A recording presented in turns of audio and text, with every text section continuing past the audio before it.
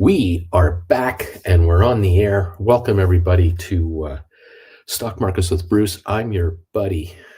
I'm the best pal you got, Uncle Bruce. And isn't that sad? I mean, look, this is as good as you can do. Anyway, welcome everybody to what there's left of the world. I'm your pal, Uncle Bruce, and Uncle Bruce doesn't like it when he has little things on his thing. So he wipes them away. Look, it's Thursday, okay? Let's just give you the good news. It's Thursday. Tomorrow's Friday. Yay!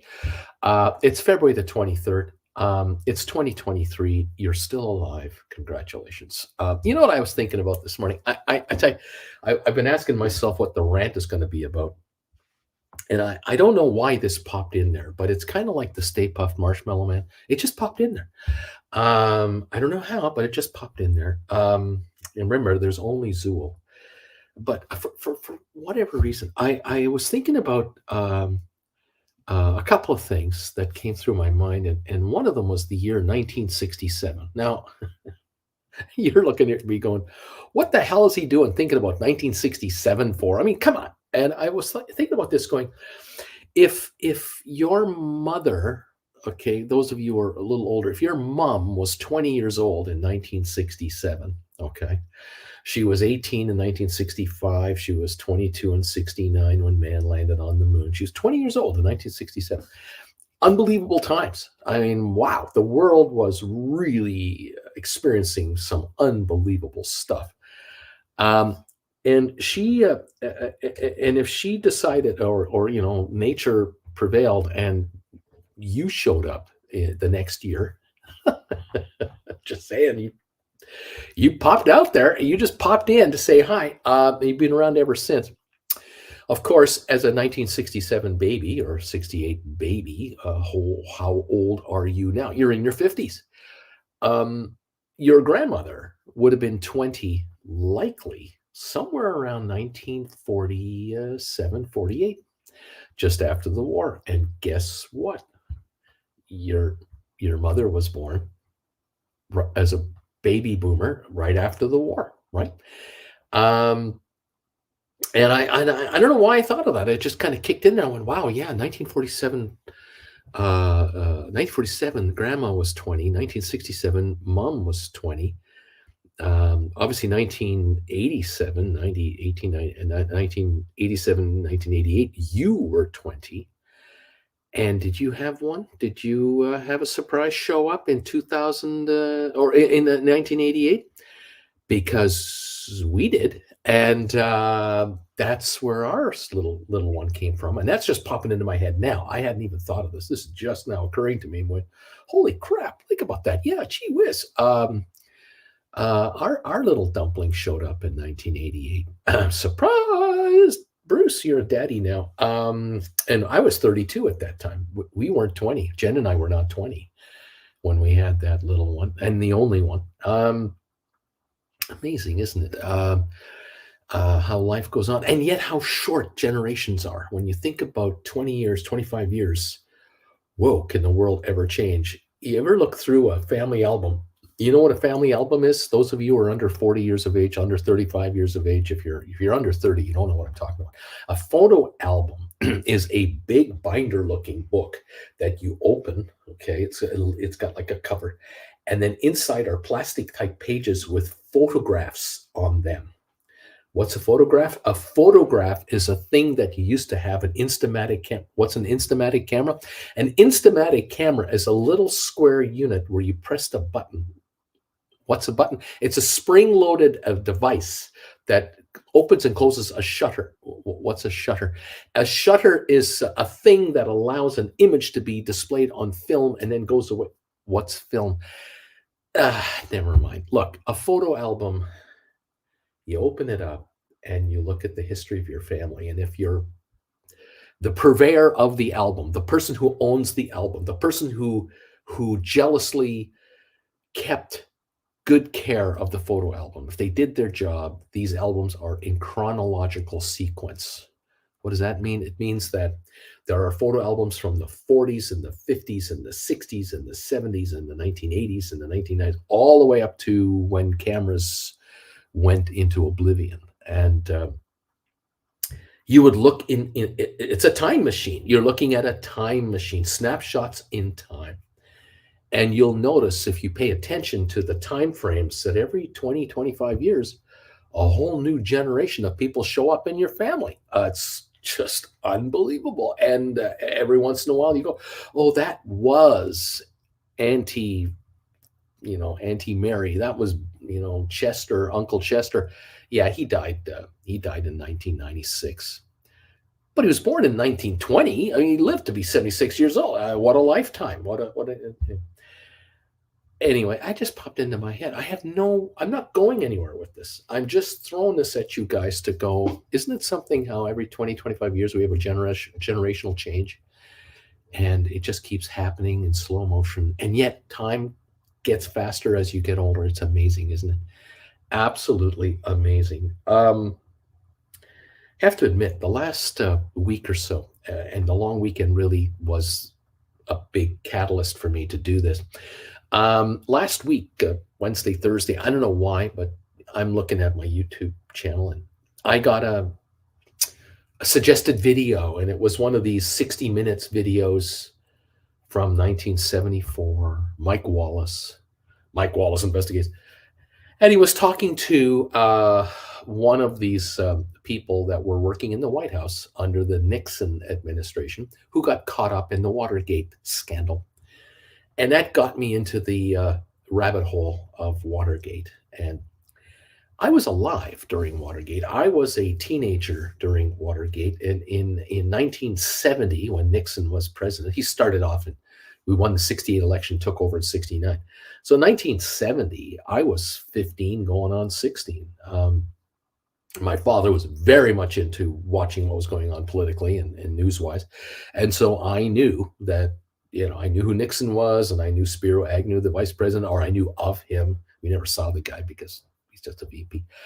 And then the scandal broke later, and that caught all of us, fascinated all of us in high school, because by the time Watergate broke, the 71 break-in, the 72, 73 cover-up, the 74 resignation, by 74, I was 18, 19. And so from age 15 to 19, in that 3-4 year window, 16 to 19, the entire fall of the next Nixon presidency began and ended.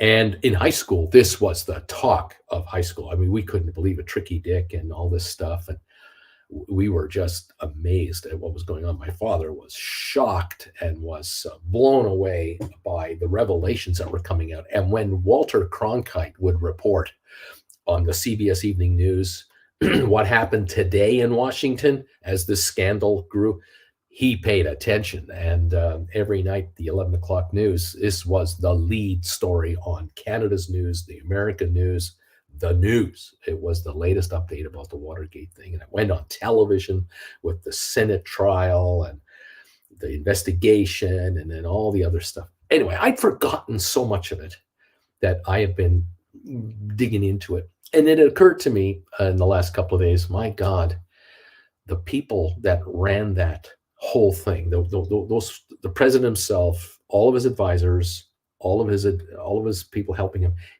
President Nixon, was the oldest in his 60s now. And all of his workers, all of his key people were in their 40s, 30s, and 20s.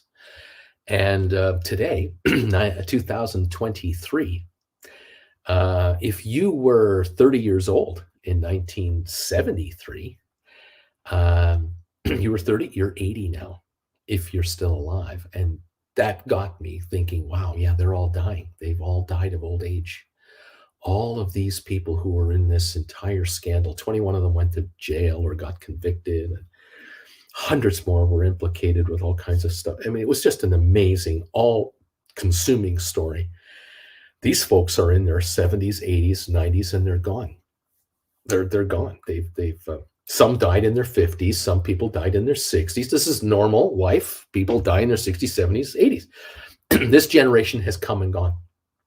And what's who's left, very few people are left that were around at that time and in it, or on it. Yeah, I was around, but I was 15 years old, so just a punk. Anyone else my age, we were just kids. Someone 10 years older than myself, who's 77, would have been in their mid 20s, and it may or may not have been a big deal to them at the time, but it became the dominant story for years as this whole thing blew up, and then ultimately Nixon resigned. It's fascinating, and so the passage of time is relentless in everywhere and everything we do, and you have to make the most of your time when you can. And I was looking up on Google, whatever happened to these folks, these principal people, other than the president, what happened to all of his assistants and all of his right hand guys and so on? What did they do with themselves after they were convicted? And some served jail time of 3 months, 6 months, a year, 18 months. They all had various jail sentences. But after 3-4 years, they were all out. All of them. They were all out. Now, many of them, their careers were ruined. I mean, they had blown all kinds of opportunities, especially those who were lawyers. They lost their licenses, and they had to try to find another career. The good news for a lot of these folks who were in their 30s and 40s was they were just in their 30s and 40s, and they had a university degree. They were kind of smart, and so they could figure out something to do next. And a number of them went on to become extremely successful in various fields, and others just kind of stepped back out of the limelight and lived a normal, middle-class lifestyle and didn't want to talk about those days anymore, what have you, or take advantage of them. And their families paid ultimate terrible prices. I'm sure their children of these people paid terrible, stressful lives because they would have been teased at school. They would have been teased for the rest of their lives. They would have, there were some people who really had a tough time of it. Anyway, I always wondered just what happened to all these folks as time went by. And then I thought about today's show, and here we are. My title for today's broadcast, how some laid off workers won't go back to their jobs. And we're hearing now for the last 2 months, the new game in town is corporations come out and say, especially the big boys, the really big companies, we met our expectations, which means we made less money than last year, but we made as much as we were supposed to make, or as little as we were supposed to make. Oh, and we're laying off 5% of our workers, or 8%, or 10%, or 5,000 people, or 10,000 people are being let go. And this morning we hear another rumor that Facebook is going through another round of layoffs. Not a surprise. We've been hearing this for weeks. I got to tell you, with my title up there are folks who are being let go who've been at some of these companies for 5, 10, 15 years. And what have they done over that time frame? They've gone to work loyally, and they put their 3%, 4%, 5% of their paycheck into their 401k, and the company has either matched part of it, matched it dollar for dollar, or in some cases up to 2 to 1. And there are a number of workers out there, a high number of workers out there, who are sitting on shares of companies that are publicly traded. And these are in their 401ks. And now that they're being let go, they're being released from their obligations to leave their 401ks. They can't touch the retirement fund. They're now able to take it with them wherever they want to go. And they can do whatever they want with their 401k, or turn into an IRA, or whatever they want to do. This is Americans I'm talking about mainly.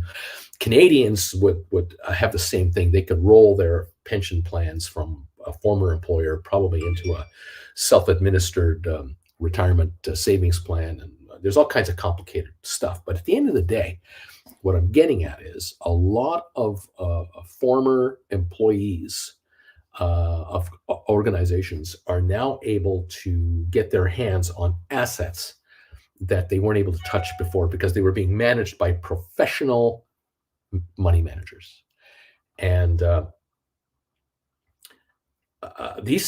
of these folks are going to figure out not too long from now, if they haven't already, gee whiz, I used to only have like 150 shares of my stock in Amazon or Google, because remember those shares were $3,000 a share. Remember back then? And for 10, 15 years, they were buying little chunks of stock at a time as they were making their automatic withdrawals into these accounts, and the employer was matching it, and the stock slowly built up, and they got to 100, 150 shares. But then they did a 20-for-1 stock split. Remember, Google, Amazon, just these two examples. All of a sudden, these folks are going, "Oh, I got 3,000 shares of Amazon. I got 3,000 shares at Google. I got 500 Microsoft right now. I've got stock in Apple. They just did a split a few years ago." And so there are a lot of people out there who are going, "Yeah, I got 500 to 3,000 shares of the company I used to work for or more." And I'm saying, "Hey, hello, I'm Biff Tannen now. Hello, anybody home?" You know what you can do now?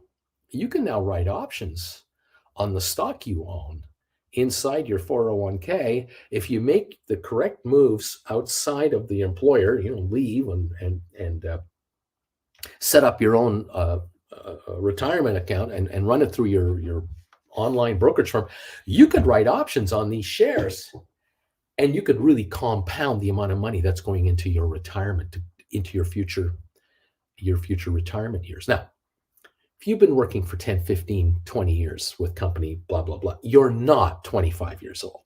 Let's get real. You were probably 25, 30 when you started. You're now in your 50s.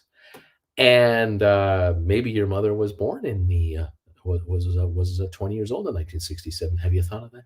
In any event, you're in your 50s, mid 50s, and you are coming to a crossroads going, "Hey, yeah, gee whiz, what am I going to do with the rest of my life? Do you want to rock or do you want to write options? I mean, what do you want to do with the rest of your life?" This is a big crossroads for people. And they're looking at these retirement plans and they're thinking, "Well, gee, yeah, I've got all this stock that I acquired in company, whatever." And it doesn't have to be Google or Amazon. It could be one of thousands of companies that you folks out there have worked into. And then there are, of course, the folks who've been laid off who realize, "Well, I don't have stock in my company. My company was a private concern. They didn't have a stock option thing for us. The money that got deducted from me and my pals at work, we all ended up pumping money into like Fidelity, and we ended up owning a suite of investment funds in Fidelity. But it's worth $70,000, worth $140,000, worth $220,000. And the question is, what am I going to do now?" And those in your 50s, those of you who are in your 50s, you're going to be sitting back going, "Well, if they gave me a severance check to take a hike, maybe I got 3 to 6 months of money." Hopefully, you're a good manager of your monies and you can kind of take a little time to decide what's going to happen in your future. And some of you may find that you can find a job like that with company, whatever, right away, and you're still employed. Others of you will go, "Well, I could maybe become a self-employed kind of consulting kind of guy. Or I'm going to team up with 3 or 4 of my coworkers who we all got laid off at the same time. We're going to form our own little company, and that's going to be a consulting practice. And we'll go out to our former employer and others and say, we're available on a consulting practice basis only, on a contract deal. You sign a contract with your company to that company, and then you partners divvy up the dough. In the meantime, you have this hopefully funded retirement plan that isn't big enough to retire on, but is big enough to think about working with. And if you ever get directed over here, if you somehow stumble onto this little channel with this balding guy, there's an opportunity to consider. There's definitely something to consider. You may want to become an option writer, to write options on investments inside your retirement plan that can grow your retirement fund a lot quicker than you're going to do it now, because you're no longer getting matching funds from your employer anymore. You're on your own now, and it's time to grow this money to the point where in the next 7, 9, 11, 13 years, whatever the time frame is for retirement, you need that pot of money to be worth this much or more to make retirement a little easier to take. Because there are probably, and have been lately in the last few weeks, horrifying revelations being made back home where your mom and dad, some of you out there who are in your teens and 20s, your parents have realized, oh, good God Almighty, we don't have enough in our retirement plans to retire on in 7 or 8 years like we thought. And especially now that with mom or dad or mom and dad being let go by company blah, the salaries that were coming in for mom and dad at age 52 were at the height of their career.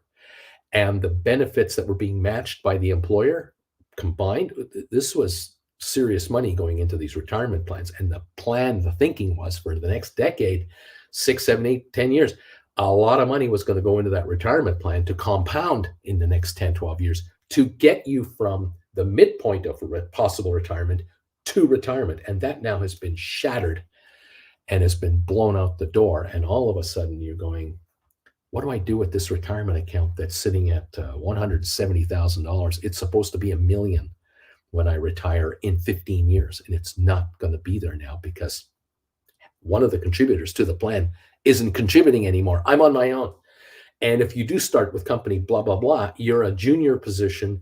You may only qualify for half contributions or none whatsoever because these new hires don't get the best juicy payouts. Everyone's different though. And some of you might have landed right into a juicier job than you had. Way to go. And the retirement benefits are even better than you had. Way to go. But for the vast majority of people who've been let go, and I'm now talking also about the middle class employee that, you're making 50, 60 a year, you're not making 200 a year, and you haven't got a hope in hell of building a retirement plan that's going to be $2 million by the time you're 65. You're down to 12 years, 15 years, and you got 60 grand in your retirement plan. I mean, there's just not enough there. You guys are the perfect candidates to take the step to self-manage your money. And this is where this channel might work out for you. But boy, you're on a learning curve now. You are on a learning curve. You've got to figure out what we talk about here and how options work, how you can write options, and the logistics of them and everything else. The good news is I've got a website with classes on it. So you can always head to my website, stockmarketswithbruce.ca. The link is down below. And there are 14 classes there you can watch and learn all about options. If you do that, start with number 1 and number 2, you'll quickly understand, there's a whole world I didn't even know existed. There's a whole other world. I heard about the stock market. I've heard about the Dow Jones. I don't know quite what that is. I kind of hear about NASDAQ all the time because the company I work for was a NASDAQ listed kind of company. But that's all I know about the investment world. Bruce, what are you talking about? How the hell am I going to write options? I don't even know what an option is. Well, lesson number 1 is where you're going to start, and hanging out with these guys is the second thing you want to be doing if you are going that direction. I think, though, that in the next few months, there will be a certain percentage of folks who've been let go who didn't have any intention of becoming option writers. They never thought in a million years they'd ever do anything like this, who are going to become option writers and are going to realize, geez, why didn't I know this about this 5 years ago? Because 5 years ago, I already had 500 shares of blah, blah, blah. I could have been writing options already on 500 shares for the last 7, 8, 10 years. I was in a position after 10 years of service or 15 years of working for that company, I could have taken my money out already, or part of it, and shifted it into a self-administered retirement plan. And I could have already been writing contracts on my shares that have been vested to me. I didn't know anything about this, and they didn't tell me anything about this at the office. And no one at the office talks about this, period. I've never heard about option writing through anyone at the office. Well, that's right. We know this out here on this channel. We're very well aware of that. We're well aware of the fact that you can go into your local bank branch and you can talk to the financial wealth officers or whatever they call themselves, wealth managers, or they got the fancy titles that their banks have made up for them. They're not going to talk to you about how you can make revenue from your account through option writing. They don't know anything about it either. They don't know what an option actually is. They've heard the term. They can kind of understand it. They have no idea how to write an option. They don't know what you'd even have to do. This is also probably true if you go to wealth management type firms, because they're going to try to sell you on their in-house wealth management products. That's their job, is to get you to lock up your money into some kind of a retirement wealth planning account that you're going to be sold on a couple of charts that show you 10 and 15 and 20-year performance charts. Most likely, the charts you're going to be shown are the bull market performance of the Dow Jones over the last 15 years, except for the last year or so. And you're going to see through the Bush presidency, the Obama presidency, most of the Trump presidency, a rising market, a market that just went up and up with a couple of glitches. But the way they'll show the chart to you is that they'll stretch it and they'll compress it, and it'll just show a wonderful straight up chart. And they'll say, if you would have bought our fund on June the 5th, 1998, today your dollar would be worth this much money. Those are the charts you're getting pitched with when you're going into a wealth management type outfit. And if you pick the perfect day to buy and the perfect day to price out the performance, in other words, the low of all time and the high of all time, wow, look how much money we would have made you. Well, good luck with that, because we're not dealing with 1998 to 2023 or 2020. We're not dealing with 2004 to 2014. We're dealing with 2023 and forward. There's inflation everywhere, higher interest rates everywhere. Housing is dropping like a rock. Housing sales are not working out, and there are layoffs all over town. And so it's not the same as 2014, 15, 16, 17. It's just not the same. And so there might have to be a different way to do this. One option, one choice, one idea is maybe you want to run your own investing. And since you've been laid off and let go, you got time. You're hanging around the house now. And for some of you, you've decided, you know what? I'm not going back to full-time work anymore. I'm going to work part-time. I'm going to go get a job at Home Depot. And I got a friend of mine who's already got a part-time job there.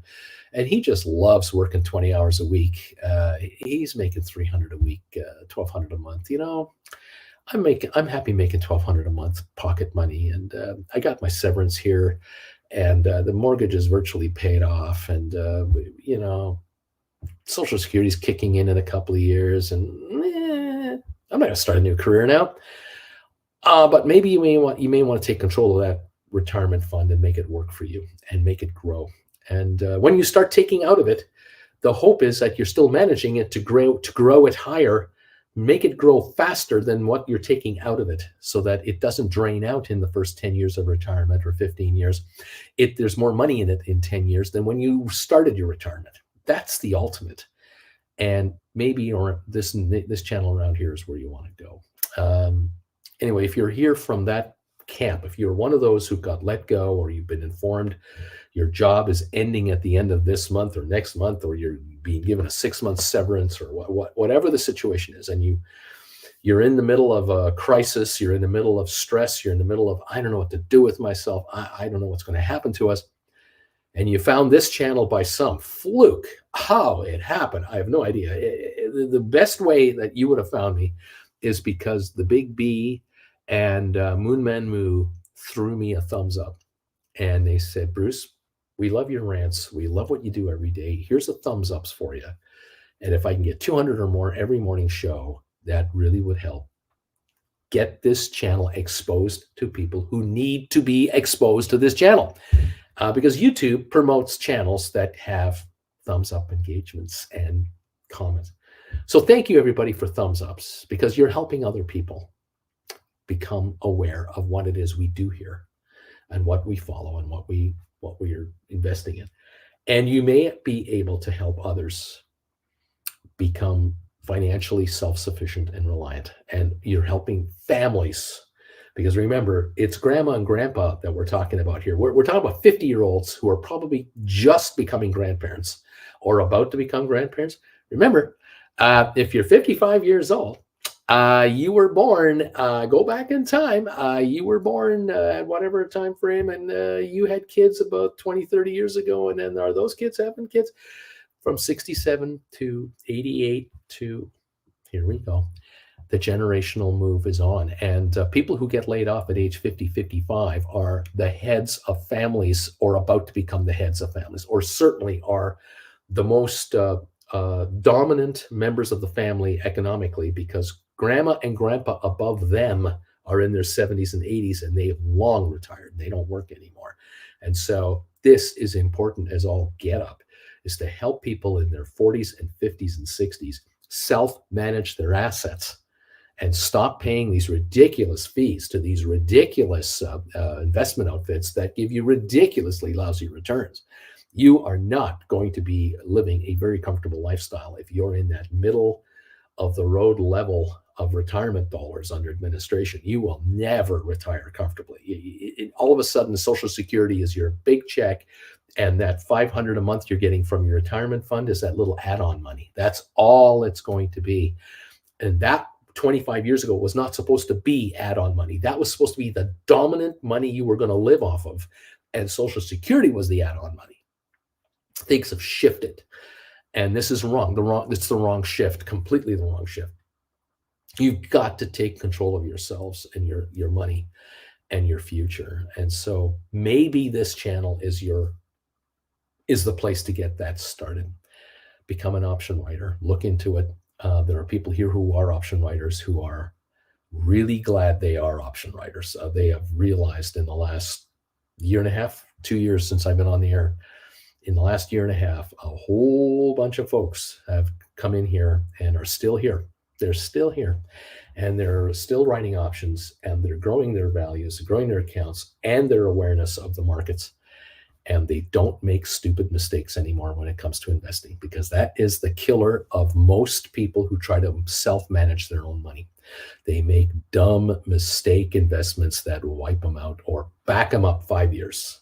Just destroy 5 years of hard labor, hard savings, and just takes them back 5-10 years again.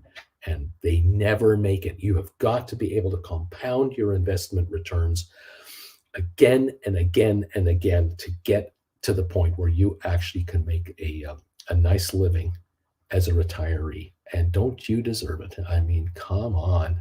All those years that you worked your butt off, the loyalty you've shown employers, only to be let go when the new managers took over. New managers don't give a crap about the 20 years you've been in the company. They've just been there for 2 weeks. They don't know who you are. They don't give a crap. They give a crap about their bonuses because they know something you don't know. They came in late in the game, and they have 2 years to deliver, or they're gone too. And they've got a package that's going to pay them handsomely for the next 2 years. And then they're thinking, I might be out of here in 30 months. I could be out of here. So I'm going to make a piss pot of money while I'm here, and then I'm going somewhere else. All these employees that are sitting here that I'm coming into, they're the saps. I have to let a bunch of these people go. And head office is telling me the most expensive employees we have are the ones that 25 years of service, 20 years of service. Get rid of these people. We want our office to only be staffed from people with 0 years experience to 10, 15 years experience. And after that, get rid of them, because we can't afford their healthcare coverage anymore. We can't afford their benefits.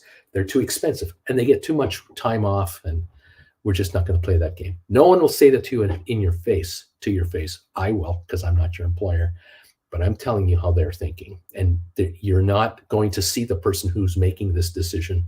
Those are consultants that your company has hired that are telling your company's executives, here's who you have to dump. I'm not giving you a list of names. I'm giving you a list of the candidates under these circumstances that you've got to get rid of as a corporation to get leaner and meaner and more efficient.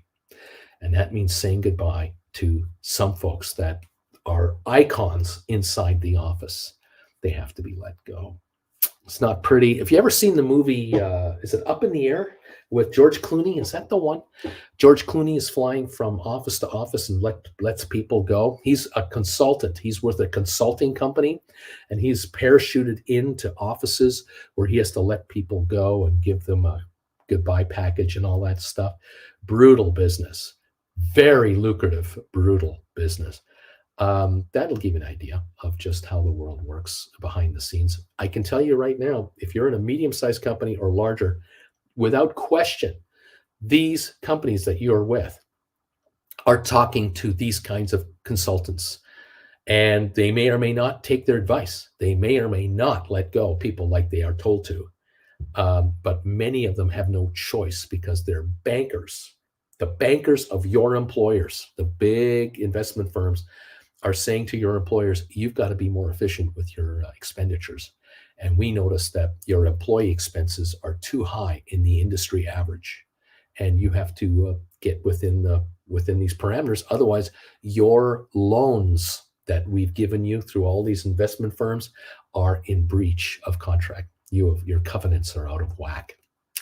And this is where employers have to let people go whether they want to or not, because they're being told by their bankers to do so. This world has completely changed out, okay? The loyalty is gone. Unless you work for Walt Disney, the owner of the company. Oh, by the way, Walt is dead. He's not there to save you and keep you for loyalty anymore. And when managers take over the functions of owners, and owners retire, die of old age, what have you, you have a new world in which you're now working. And that world is cutthroat and is merciless and doesn't give a crap and can't give a crap about how loyal you've been to the company.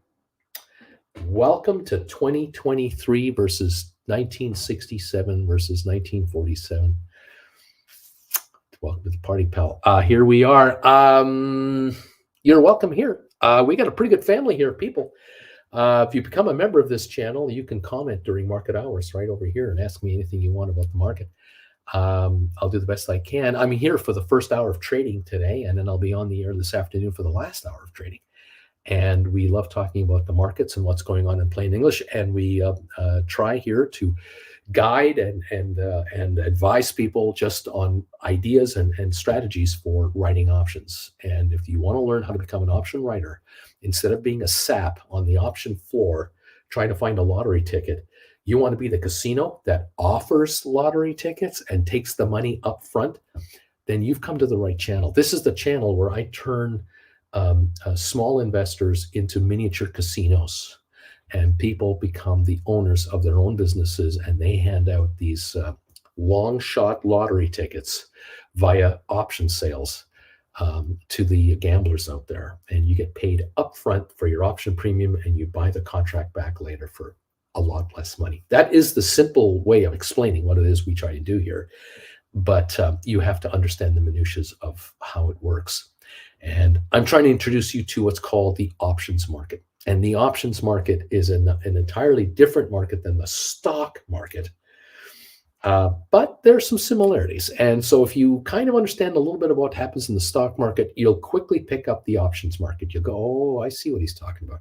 Stocks go up and down, options go up and down. Oh, there's a relative relationship here. Yeah, okay. That's a very simplistic way of saying it. Welcome to the party. We open for trading in 21 minutes at 8:30 U.S. Eastern Time. I'm glad you're here, and I appreciate you all coming by to see us.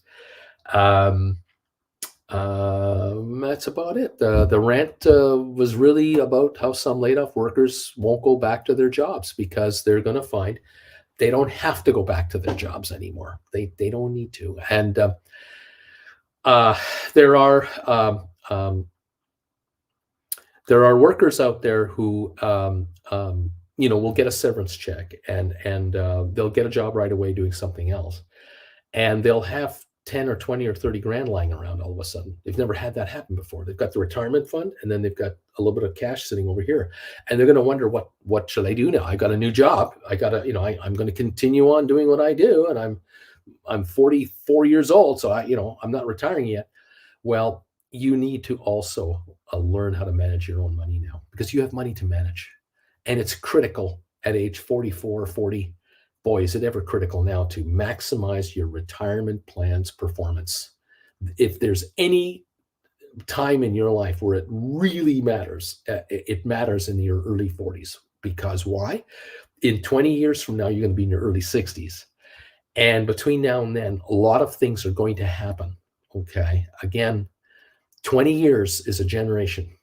I keep talking about 67, your mom gave birth to you. 87, 88, you had someone show up in your life every 20 something years. And so from age 42 to 62 or 65, generational, you had better make your money make a lot of more money. In other words, your retirement plan when you're 42, 43 years old had better be a whole lot bigger when you're 62, 63. And it can't be. You cannot sit back and go, well, I made an average of 8% a year for the last 15 years. I'm a genius. No, you're not. No. You're losing to inflation. You can't have the money you are sitting on now be worth just as much at age 63 as it is now. You're losing. It's got to be worth more inflation adjusted. So you can't, the first 8% you make, you're just breaking even. You have to think in this mentality now. You got to make 20% a year. And you got to go 20% a year. Bruce, I can't make 20% a year. I can't find a GIC that pays 20% a year. There's no stock that pays a 20% dividend every year. How am I going to do that? Option writing. That's it. You've got to take control of your account and be an option writer. And this is a conservative strategy. It is not risky. It is not fly by the seat of your pants crazy. It can be very conservative and very easy to do, very easy to manage while working full time.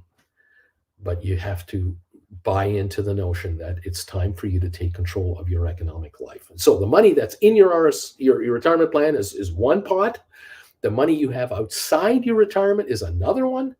And the objective now is growing the retirement amount and growing the outside amount. And there could be, for some of you, definitely could be the time in the next 5 years or less where the amount of money you're managing outside of your retirement plan is growing to the point where you will get to the monthly performance of that money equals or exceeds what you make at your job.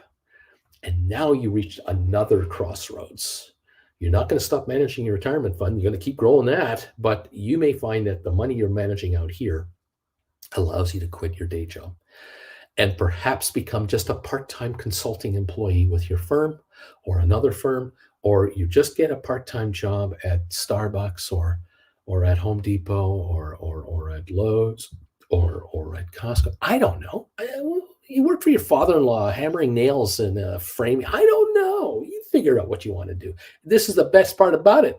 You decide what you want to do now. What do you really want to do? Is there a job you'd really rather do that doesn't fry your brain all the time and gets rid of the stress? Would you rather just pound nails for a couple of months every summer and just do that and get in shape and be outdoors and then through the winter come down here and golf, go for hikes around here? I don't know. You figure it out. You know what you want. Maybe it's not what you want. It's what your spouse wants, or it's what you both want. You want to go canoeing. You want to go sailing in a sailboat. I don't know. The choices are yours. And that's the key to this chat as well. For those folks who aren't going back to work, the reason they won't go back to work is because their brokerage account is on this. All of their investing is done through here, through an internet connection. And they don't have to go back to their office anymore. And they will do what they want to do and always wanted to do, while they can still do what they've always wanted to do. There are folks out there who want to go hiking through some of the most beautiful countryside in America, Canada, Europe, what have you. And they get to that level when they reach 58. They're 58 years old. They have the money now to be able to do it, but their knees are gone. Their hips are gone. They can't physically do it. They have the money, but they can't do it anymore.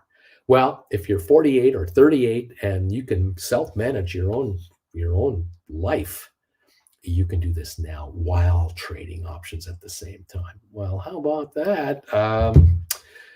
That is what we're talking about. If you want it, come and get it. But you gotta step up. You've got to make the first move. It's not coming to you. Look, I'm here, and I'm telling you, it's available to you. I'm the classic example of a guy who is living his dream. I'm not sitting in a cubicle somewhere. I'm not retired either. I'm not like super. I'm semi, I guess you can say, but I'm doing what I want to do. I'm doing what I love to do. But notice where I'm doing it from. I'm in Palm Desert, California right now. I'm in hell. I mean, look at the dump that I'm stuck in. Let me show you. I mean, this is just, oh, how can anyone live with themselves? I'm living in this. I have this to look at. I mean, are you kidding me? A swimming pool and jacuzzis and golf course and palm trees and the mountains. I have to survive the winter in this dump. Are you kidding me? Yeah, that's kind of the hood that I'm living in right now. And thank you very much. I really kind of like it. I still have a Costco store nearby. I mean, it's not all bad. I do have, there's a super Walmart not too far away from me. I mean, it's not all, country club lifestyle. I can go to a Home Depot and walk around, I guess. I just rent this place. I don't own this place. I just rent it. I'm here for 5 months, and I'm renting a car, and it's a Tesla. So I'm not going back to a cubicle job. I wish I were 43 years old right now. I really do. I really wish I were 43, but I'm not. I'm 67. But I found this. Now, if I can do this at this age, and you are in your 30s and 40s and 50s, there is no excuse. You can't give me one. That doesn't say that tells me you can't also enjoy a lifestyle of your choosing. This is a lifestyle for Jen and I that we've chosen. Now you have to choose the one you want. But in order to do it, you have to cash flow your way to it. And you know what? Option writing is a way to look into this. What can I say? Anyway, there it is. Way to go. The Credit Savage, my Uncle Bruce, my wife had her yearly review at her firm, and she outperformed, leads a team, yet they gave her only a 6% raise. Upper management even had to meet to talk about a raise of more than 3%. Insane. There you go. And this is exactly what my folks run into all the time. All of you out there know this story. You know this story. This isn't something new.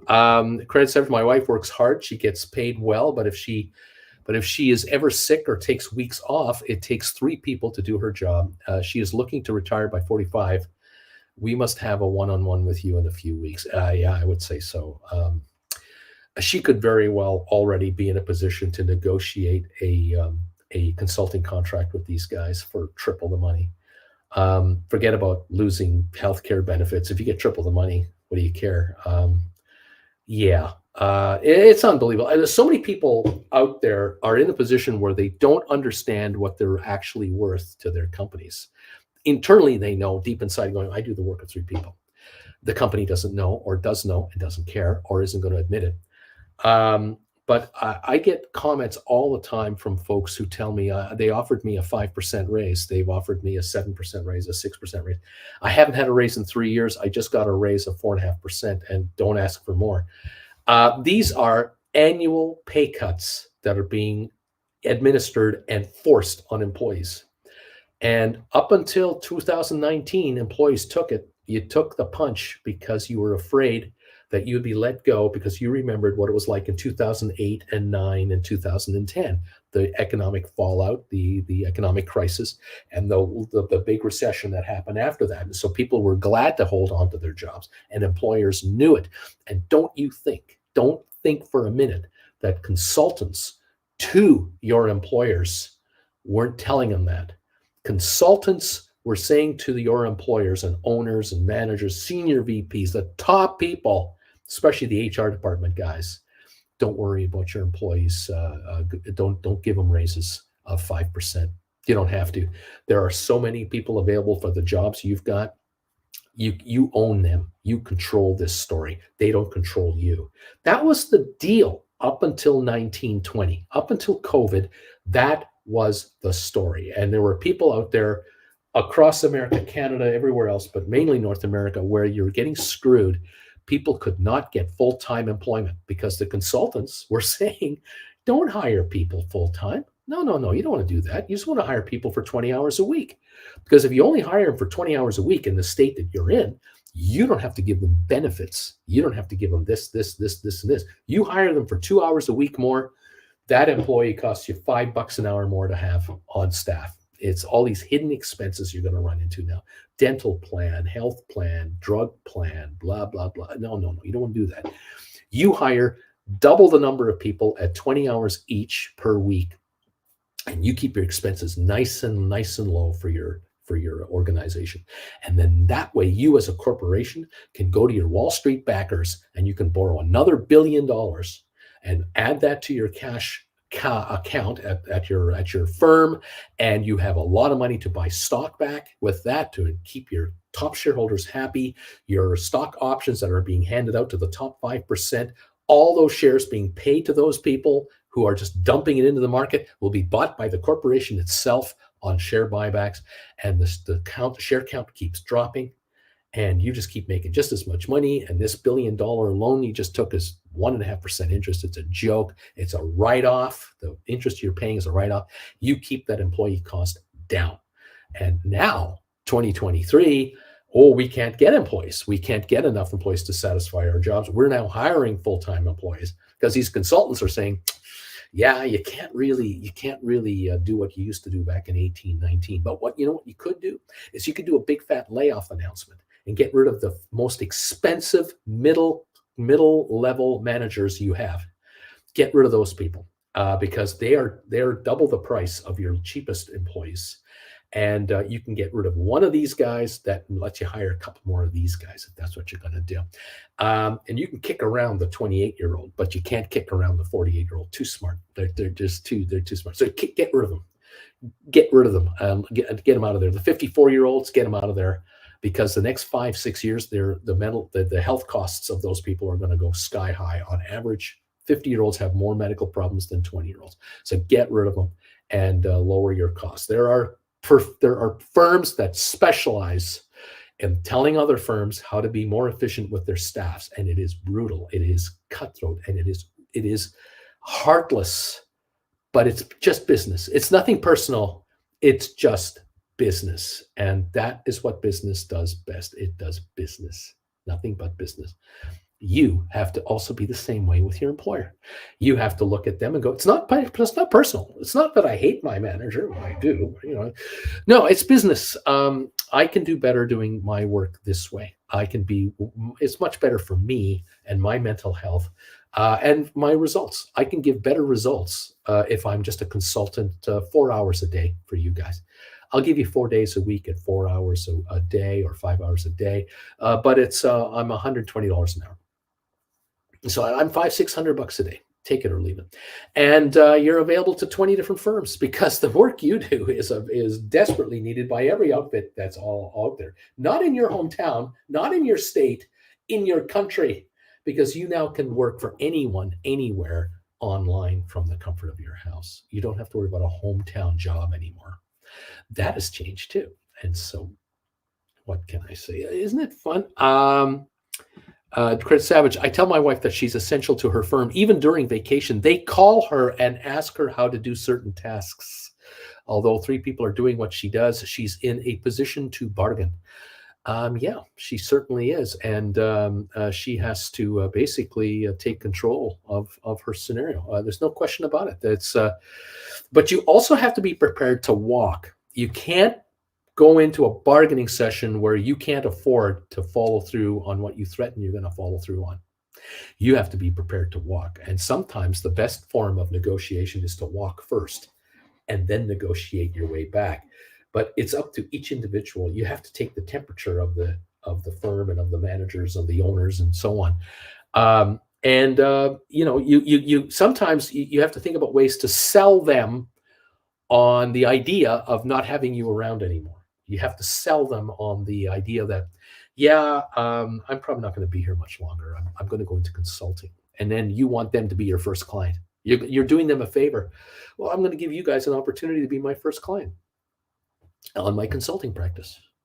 And they're going to go, oh, this is great. If they kind of look at you and go, you can't be a consultant, and then go, well, here's the skills that I'm going to be offering as a consultant. I'm going to offer this service, this service, this service. Oh, by the way, I offer all these services now to you as an employee because you know and I know you need 3 people to replace me. But having said that, I'm going to offer this, and this service, but I'm only available for so many hours per week because I can't be burned out anymore. And I'm going to give my best 20 hours a week to my best client that wants my services. And now all of a sudden, you're not negotiating with your managers anymore. You've actually taken them out of the discussion. You're negotiating with the corporation. You're negotiating with the manager's bosses, people you never meet, the people who you occasionally see at the Christmas party. You don't know who they are because they're the ones driving the fancy cars and going on the nice holidays. You're now negotiating with them, and they are going to be the geniuses who are going to hire you as a consultant to the company rather than try to replace you in the office. That's business. But then again, you may want to talk to 5 other firms. You may find that talking to 3 or 4 or 5 other firms, you realize you can charge 5 times the amount you get paid now on an hourly basis, on a contract basis, because it's no longer an individual trying to get a job with a corporation. It's a corporation offering another corporation services. The services are this, this, this, this, and this. And these companies, all 5 of them are going, we need those kinds of services. We can't find the people to do them. We used to pay $60,000 a year, $70,000 a year for those people. Now we have to pay $100,000 a year, $120,000 a year for those, and we can't find them. We're competing with all these other hundreds of companies for that kind of talent. Your corporation happens to have the talent within to offer that. But this is the consulting cost. It's a retainer, a monthly retainer of $15,000 a year, or whatever it is, $50,000 a month or $20,000 a month, whatever it is. And the fact that there's only one person running it, that's your business. That's your company's business. Don't tell me how to run my company. I won't tell you how to run yours. Here's what my company offers. Does your company need these services? Now, your wife might find that a couple of coworkers that she might be able to lure them into quitting their jobs as well and joining her consulting practice. And she throws them 20 hours a week at what would be double what they used to make. They'll jump at that because they don't have to run the whole thing. They just are going to do what they do now from home through your wife's connections. And now you're making money on other people's money, all from the comfort of your house. But you have to want to do it. There's the thing. Chris, so yep, that's the conundrum, Uncle Bruce. She's trying to get a better portfolio and put a bit more money into more Tesla and BA. Once she gets over 175,000 a year selling cover calls, then she'll feel more comfortable. There you go. Good morning, Bagel Heads from Bobby. The water was cold in Cape Town this afternoon. Thank you, Uncle Bruce. Susan shops about Bama Babe, November 2022. KLAC was $295. Now it's $378. Nice run. There's business solid. Companies like NVIDIA, MU, and to order chips from the TUMS, but then pay KLAC to double check the chips have no flaws. Lame duck. My old company would rather pay someone time and a half to work overtime than hire someone. Cheaper to pay $45 an hour than pay insurance on a new employee. I hear you, lame duck. There are certain companies that you can never approach for this kind of work. They are stuck in their ways, and they're stuck in their limitations. You got to let them be average. But there are many outfits out there who cannot find talent and need it, but they can't afford full-time talent, but they can afford part-time contract talent. And this is where some folks out there, my daughter is one of them, they offer their services for so many hours per month or per week, and they make, on an hourly basis, huge money. Can be done. Larry Titus, thank you, my friend. The bells have rung, and I hope I've inspired some of you and got you thinking, got you wondering. You might know someone in your family, in your friendship circle, former coworker, who is exactly in the position that I've been talking about here, that got the layoff notice or knows that they're in trouble, or they feel they're about to get let go in their entire department. You may want to get them over here to say, hey, why don't you get motivated and listen to this old man a little bit? Get yourself an outside view that you can't get right now. Maybe it's the right way. Maybe it's not. I don't know. I do what I can. Thank you, Larry, says everyone, for the thumbs up. The bells, we're up and running. We're ready to go. We're looking for hopefully a good day. I do note the markets are starting again positive, as we had suspected. We've got a 124 gain on the Dow right now. We're looking at about a 25-point gain on the S&P 500. NASDAQ looks like we're up 150. The NASDAQ's up 1.25%. S&P is up 0.64, and the Dow's up 0.31. Crude oil up 133 a barrel to $75.28. $75.28 on crude in Texas. Some of the favorites we follow, stocks we like to watch. Matterport this morning is up 2.5 cents, $3.51 a share is where it's trading at. They came out with their earnings last night after the bell. Revenues were record highs, and expected revenues were expected to go higher. They're still losing money, but their losses were 9 cents a share for the last quarter. That's 3 cents a month is what they're losing on a per share basis. And it sounds to me like they're growing their revenues, growing their client base, growing their subscription base. And so as they continue to do that, they become more the scale up is happening, and they will begin to lose even less money per quarter, per month. And the turnaround of negative to positive is getting closer. I have no idea when Matterport turns into a moneymaker from a loser. It loses just a little. Hopefully it's about to start making money. There would be, and they do have over 460 million cash in the bank. Cash, no debt. So they're very well funded, and they're going to be around a long time. They could be a buyer of somebody, something. I don't know who, what, when, or when. I should love to know that. But at the moment, the stock is, right now I see it at $3.38, down 11 cents. There are those out there who were hoping the company was coming up with massive earnings and massive profits. That's not the case here. This is a slow grower. And I'm misrepresenting that too. I really shouldn't call them that. They're growing at 20, 30% a year. That is fantastic in a bear market. And they're in real estate. Hello, they're digitizing real estate, and real estate is getting crushed right now. And yet they're growing at 20, 30, 40% a year. So I give them kudos. They're a growing concern. They're in the right business. Some outfits feel that their prices are a bit too high for their services. I disagree. I would say that it's going to get to the point where without Matterport, you are in second place. And I can see Matterport's business growing dramatically over the next 10 years. But unfortunately, I talk about Matterport, which is fine, but no one else does. Matterport does not have 25 guys like me with millions of viewers on YouTube or other platforms talk about it all the time. It's just not an IBM or an Apple or Google kind of company. Now, could it be that a large outfit would try to buy them someday? Yeah, that could well be a possibility. Why wouldn't someone try to buy Matterport at $6 a share right now on a takeover offer? After all, $450 million is cash sitting in the bank. The stock's half of its value is cash right now. Half of its value. So if you buy this thing for double this price, $7 a share, a quarter of the price would be cash. 3/4 is the business itself, which has a 20 to 30% growth rate in a bear market, in an economy going into a recession.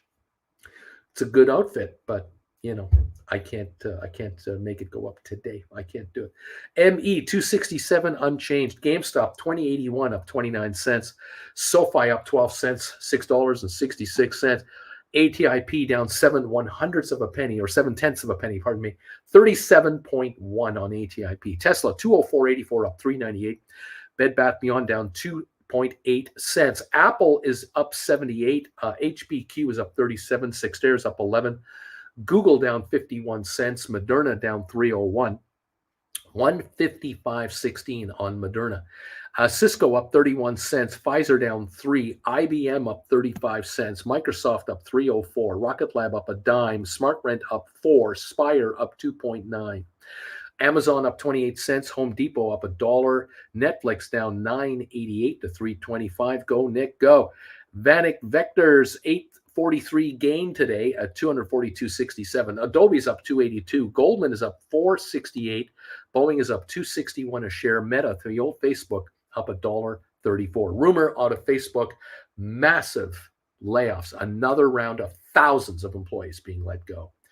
Could have a whole bunch of folks become option writers going forward. You never know. Royal Caribbean up 49 cents. Carvana down 9. Robinhood up 7 cents. BlackBerry is up 4 cents. Target down 83 cents. JP Morgan up $1. Costco down $1.35. Walmart down $1. Disney down 29 cents at 101.39. And Nvidia is up $24.91 to $231 on strong earnings that are coming out. Nvidia is finally getting some positive press. Their stock has been beaten up the last 2 years. They used to be in much higher levels.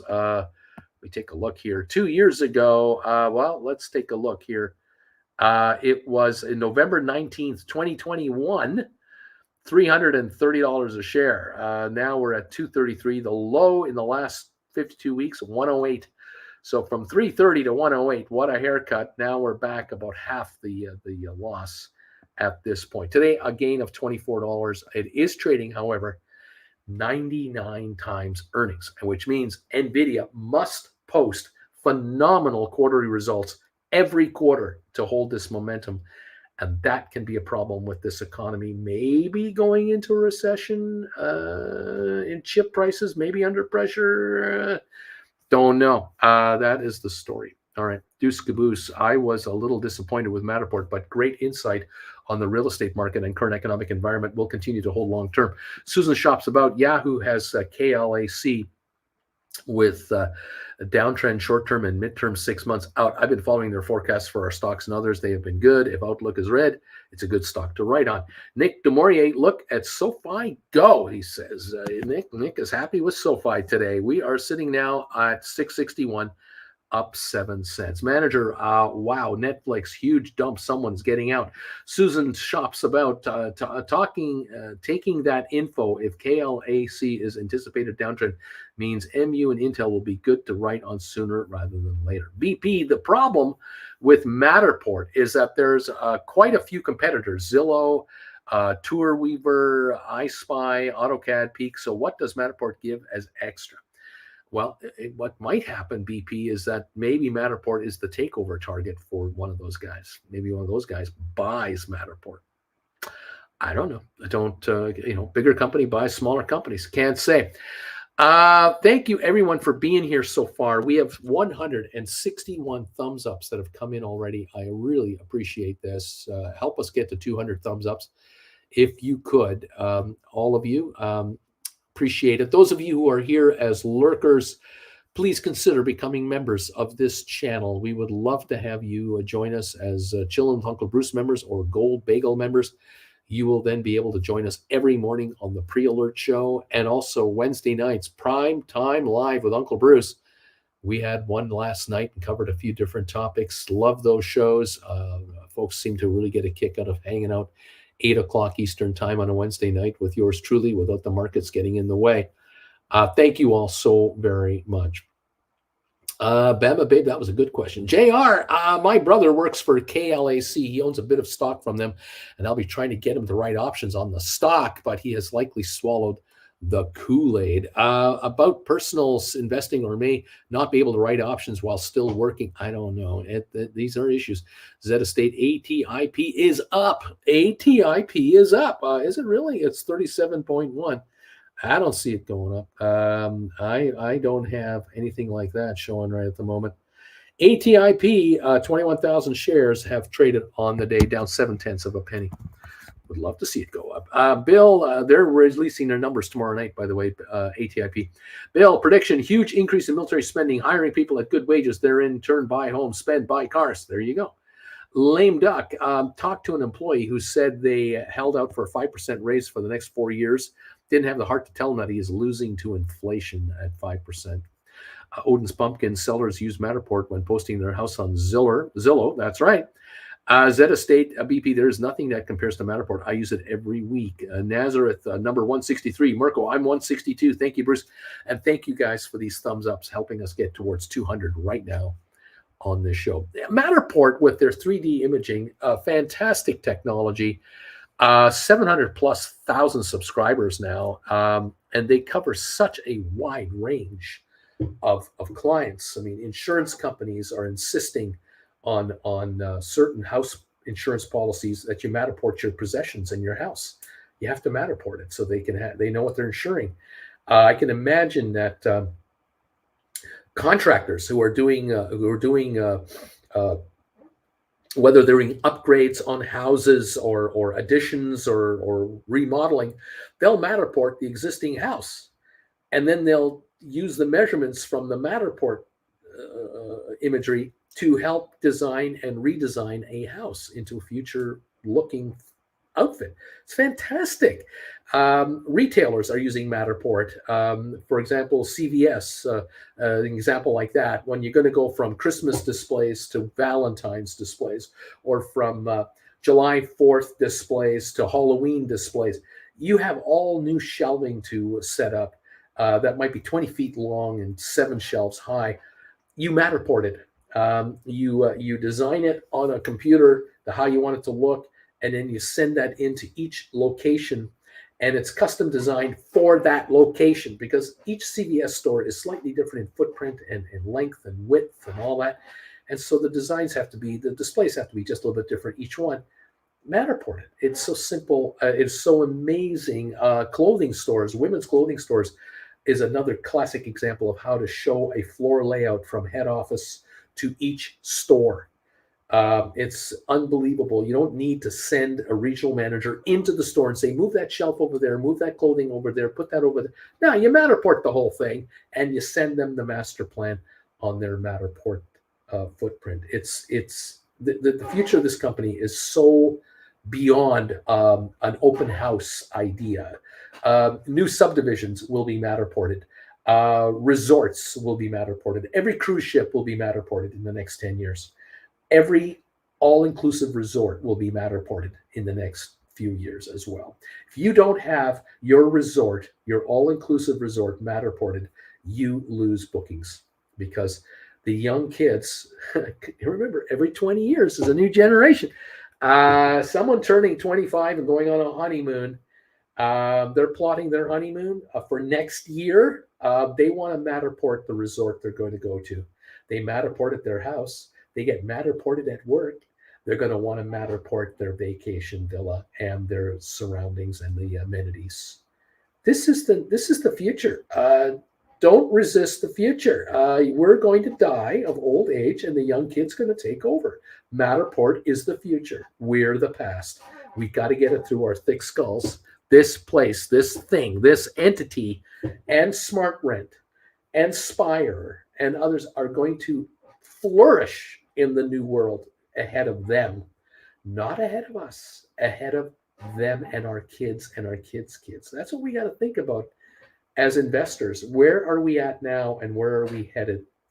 Can you imagine telling your 20-year-old mom in 1967 what stocks to buy, if she could buy anything at all? If she got an inheritance of $5,000 or $10,000 and it had to go into stock, what would you tell her to buy in 1967? So that when you became 20 and 30 and 40, she was rich. Think about that. What stock should she have bought in 1967 that would then guarantee your richness, your college education, your down payment on a house? She could have helped you with a down payment on your house. Think about that. If your mom and dad were in that position, what should they have purchased? Oh my gosh. Anyway, what should have grandma done when you showed up, when you were born in 1980, whatever? What stock should have been purchased in your name in a trust account by the relatives of your mom and dad to guarantee your economic future today? Well, think about that back in 1986, 87, 88, 89, 90. What should it have been? Apple? Amazon? What? Amazing. Anyway, there you go. Things to think about. All right. What else going on? While building a home, you can Matterport the progress because once the drywall is up, you have a 3D walkthrough of the electrical, plumbing, etc. Exactly. Matterport creates an amazing dollhouse in 3D, says that Susan Shops about Matterport. My thought is that all those high-rise office buildings in the big cities that are defaulting, big banks will need Matterport to transform those offices to condos. Exactly. BP's Estate Matterport money comes from AI, spatial data, and licensing. I work with geospatial and vectorized data daily, and there are many applications available. Oracle, Microsoft, IBM, SAP have apps. Manager sold 5,000 US steel short at 28.68 at 9:31, covered at 28.47 at 9:39. Quick profit, $1,000. Not bad for 8 minutes. Scalping in full swing.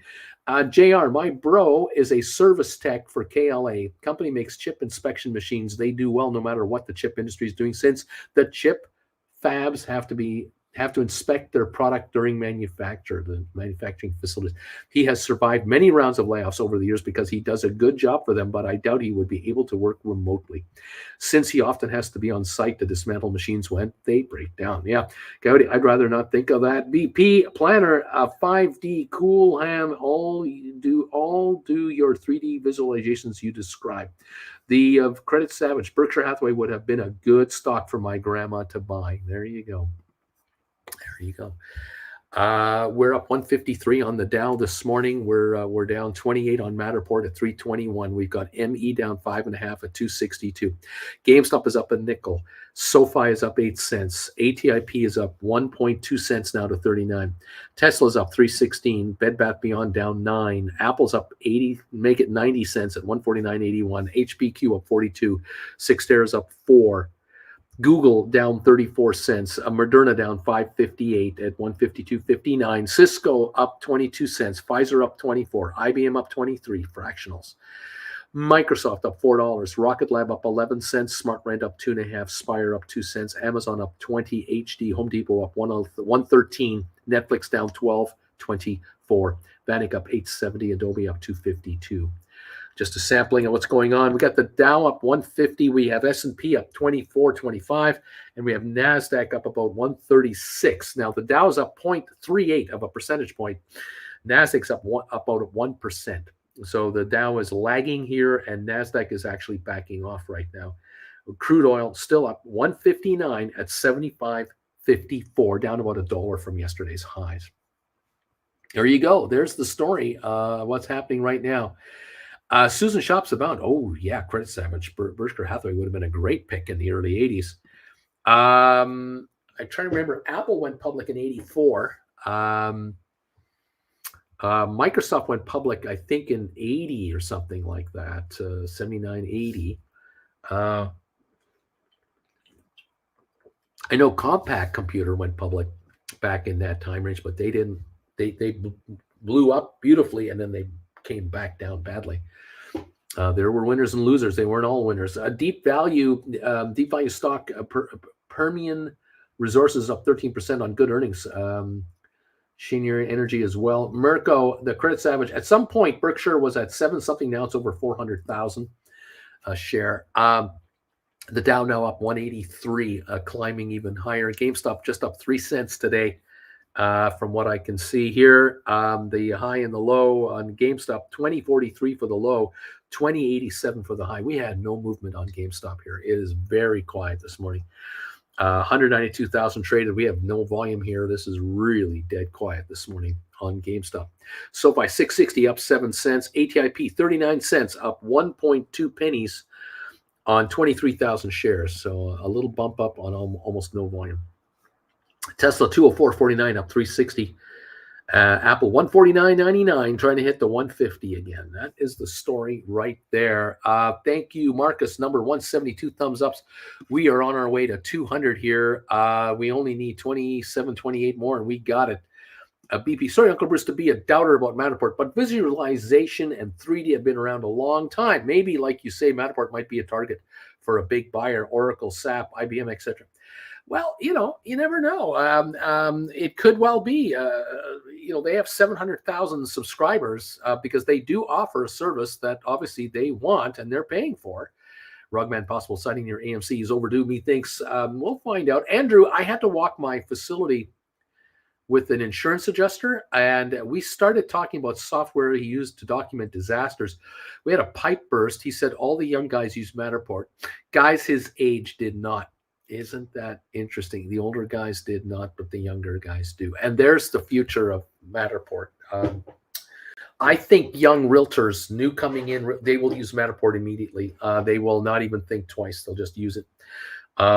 If you're trying to sell a $700,000 house or $1 million condo, a $2 million property, you're going to Matterport it, and you're going to pay the money to do it, because you want the buyers, no matter where they are, and they could well be in another continent, you want them to get a quality view of what this place looks like from where they are, because they're coming into the country to look at 2 or 3 houses and pick one. You want them to pick yours as one of the 2 or 3 they're going to see. And if Matterport is the difference, priceless, absolutely priceless. Susan Shops about JR. Did KLAC give your brother stock options over the years? From investing perspective, I like companies that others rely on. That's a nice moat. Interesting question, and one never knows. $3.19 on Matterport, down 30 cents. Again, folks, Matterport is known by us. We know this company. We know what they're capable of. We know what they're about. We don't have to sell ourselves on the legitimacy of this company. The market cap right now, with a 30-cent down dip, it's $916 million. And they have 470 million cash or something like that. So now more than half of the value of the company is money, cash, no debt. The sucker is way underpriced. It should be triple. It should be more like $9.50, $10 at least. But with 40 million a quarter coming in, that's 13 million a month coming in. It's not enough to catch the attention of the street as a whole. 13 million a month in gross sales is nice, but it's 160 million a year. These guys have got to become a $1 billion generator of revenue. That, of course, will put them on the radar for all kinds of takeover possibilities. But at the moment, they've got to build there. And they build 20% this year, they're going to go from 150 to 180 million. They build 20% next year, they're going to go from 180 to 210 to 220 million. Great, but maybe not great enough. They have to do something with this $400 million. They might be buyers of somebody else. It's very possible. Maybe they're negotiating with larger companies to buy their 3D divisions. Maybe they're buying in, or they're negotiating a licensing partnership of some kind. I have no idea. The possibilities are absolutely endless, but until it is announced, until we see it, we have to suffer the $3.16 price. And that means we look at it as a bargain long-term and go, down here, I'm going to buy it. Or we just hang on and wait for something to break and see what gives. Remember, you never sell, so we'll see what gives. I don't know. Time will tell. Let's see. What else is going on? Bobby's talking about DKNG with cold water, down 15 cents. JR, Susan, about IDK, I don't know, but he has mentioned stock, but not options. I guess it's time for a conversation. Bobby is saying hosing DKNG with cold water. Okay, Slayer, I'm actually struggling. Can Matterport go this week to 290 or a little lower? Might go there today. I don't know. Credit Savage, yeah, baby. My 65 SoFi $10 Jan 2024 covered calls just triggered, and I got me 71 cents a contract. Gonna take that $4,500 and we'll buy more AI shares when they dip. And I'm going to use that covered call money to buy back SoFi covered calls before May. Yay. There we go, Credit Savage. Well, way to go. Working the money, working the assets, doing what you're doing. I don't recommend writing SoFi calls, as you all know. But if you're doing it, you're doing it. And there you have it. $6.59 on SoFi, up 5 cents at the moment. Not much else. Volume on SoFi today is 19.3 million, which is actually quite good. If that is accurate, I'm assuming 19.3 is the volume already on SoFi. That is strong in not even a half an hour. Interesting. 6.59 at the moment. ATIP 38 cents, down 0.2 of a penny. GameStop just went red, 20.49, down 3. We've got Apple at 149.87, up 96 cents. HBQ up 37, and Google down a penny. Moderna at 150.46, down 771. I know a guy that is sitting on, I think, still 180 contracts, who is going to be studying his option chain today very closely to see just what the possibilities might be here on a rollback. This will be interesting. In the meantime, his options are dropping in value, which is the whole point. Anyway, there you go. Everybody, congratulations on how you're doing today. Pfizer's up 14, Cisco's up 24, IBM up 28 cents. Microsoft is up $5. Rocket Lab up 11, SmartRent up 4 cents, Spire up 2.5. That's the story of what we see going on. We're up 200 points on the Dow. A good pop this morning, something a little more decent than lately. But remember, we've lost 780 points in 2 days, so we're getting 200 back at the moment. 34-point gain on S&P, 120 gain on NASDAQ. That is the story at the moment. 148 gain on oil right now. GameStop at 20.57, the low of the day, 20.43, I think. 20.43 is a low on GameStop. We're at 20.57 on a little bounce here, up a nickel. The high, 20.87. So we're definitely 30 cents off the high, and we're about 14 from the low. All right. And man, Tesla's jumping all over the place, says JR. Splair, when Matterport drops more, I hope to get at least a bit more of capital. Credit Savage, Uncle Bruce, I know you advise against it, but in case there's shenanigans, I bought 100 SoFi, $20 options for 9 cents each, just in case, just using my stock as leverage to add shares and buff up my portfolio. So you bought 100 contracts, $20 contracts for 9 cents in case something big happens, I guess. Well, they go up a penny, that's $1 a contract, that's $100. They go up 5 pennies, you're up $500. Leverage, you got leverage, I'll give you that, no doubt about it. Now, can the stock do something? I mean, it's 658, you're a ways out. I don't know. All right, there you go. 201.84 on Tesla. We're only up 98 cents. The low of Tesla, 201.77. It's kind of where we are right now. The high of 205.13. That's where we opened this morning. So 205.13 to 201.77. Almost a $4 drop. 202.05 right now, up 119 on the session on Tesla so far today. Okay, we'll follow it as we do all the time. Negative again on GameStop, 20.50. The Dow up 219, seems to be holding that. Matterport still at 316.5, up down 32 cents. The low on Matterport is 314. We're at 316. The high 352. That was the opening. 1.2 million volume is what we're seeing here. And I've got nothing else at this point to say on that. I don't see anything else to talk about. ME at 260 a share, down 7 cents this morning. So the fallout continues there. Can't break 3 right now. Seems to not be able to do it. Coyote, the Credit Savage, hedging it. Credit Savage, Coyote, Voj, faux shizzle. Mama didn't raise, no dumb it.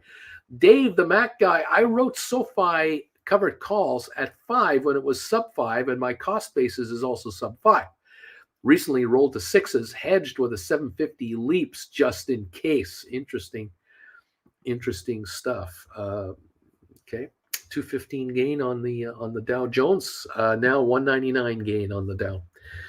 Okay, fun stuff, kids. Hope you're having fun today and following these markets. Tesla $1 gain now, 201.53.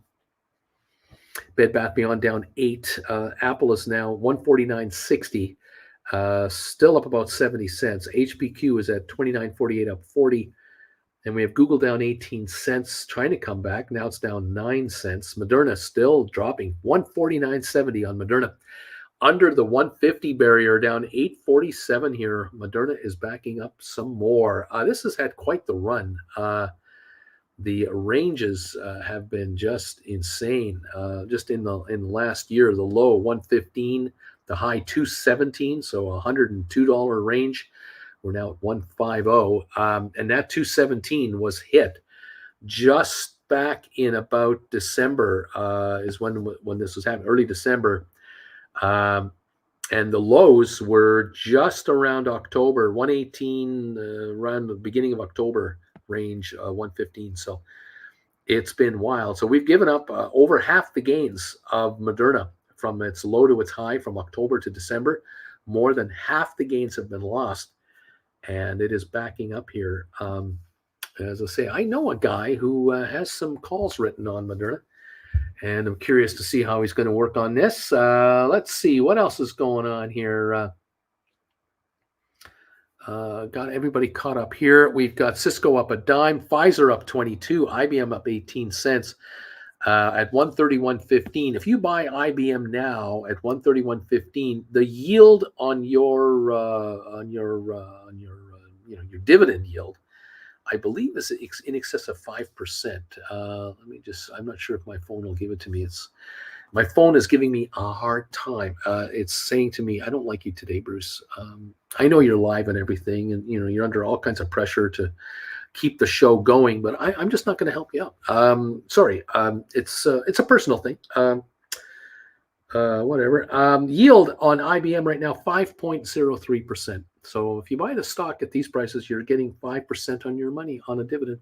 Now, can you get 10% a year or 20% a year yield gain on option writing on IBM? That's the question. If you can get 15% writing options per year and 5% getting dividends per year, you're making 20% on your money on a very, very blue chip company. Interesting, isn't it? The stock's low and high for the year, 115 for the low, 153 for the high. IBM is 131. Hey, in the 120s, this is a bargain. It's an interesting story. Anyway, there you go. Just saying, that's what I see. That's what I got. Well, continue moving forward. Let's take a look. SoFi now $6.57, up 3 cents. And I think the volume was wrong this morning. It wasn't at 19 million. I think that was yesterday's entire volume. I am correct now. 3.1 million traded this morning. That's average, and it's up 3 cents. So, yeah, there's no way we would trade 19 million shares of SoFi in the first half hour and not be up 25 cents a share. I mean, come on, unless we were like violently down or violently up. But we're only up 2 cents. 3.2 million volume. That makes more sense to me. My phone is not being nice to me today. Okay. Anyone to put a word in on Apple about that? What else is going on here? Hubby, I wrote 2 Apple 155s that expire March 24. I'm looking for a nice drop so that I can cash in on this. 149.37 on the stock. You've written 155s. You're out of the money, and congratulations, you're making money on your contracts. I'm sure Splitter, I think the $3 in the money calls from Matterport will be useful.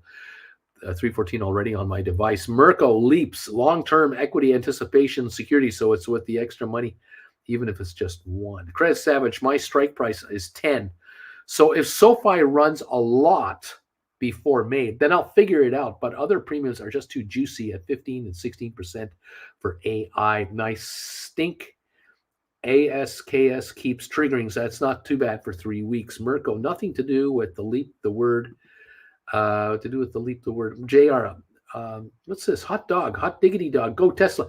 Merco just wanted to be a smart ass, just want to be a smarty, Mr. Smarty Pants. There you go.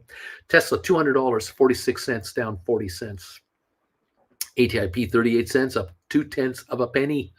SoFi, 655, up a penny. GameStop, down 24 cents at 20. What are we at? 2035 now. We're under some pressure on GameStop.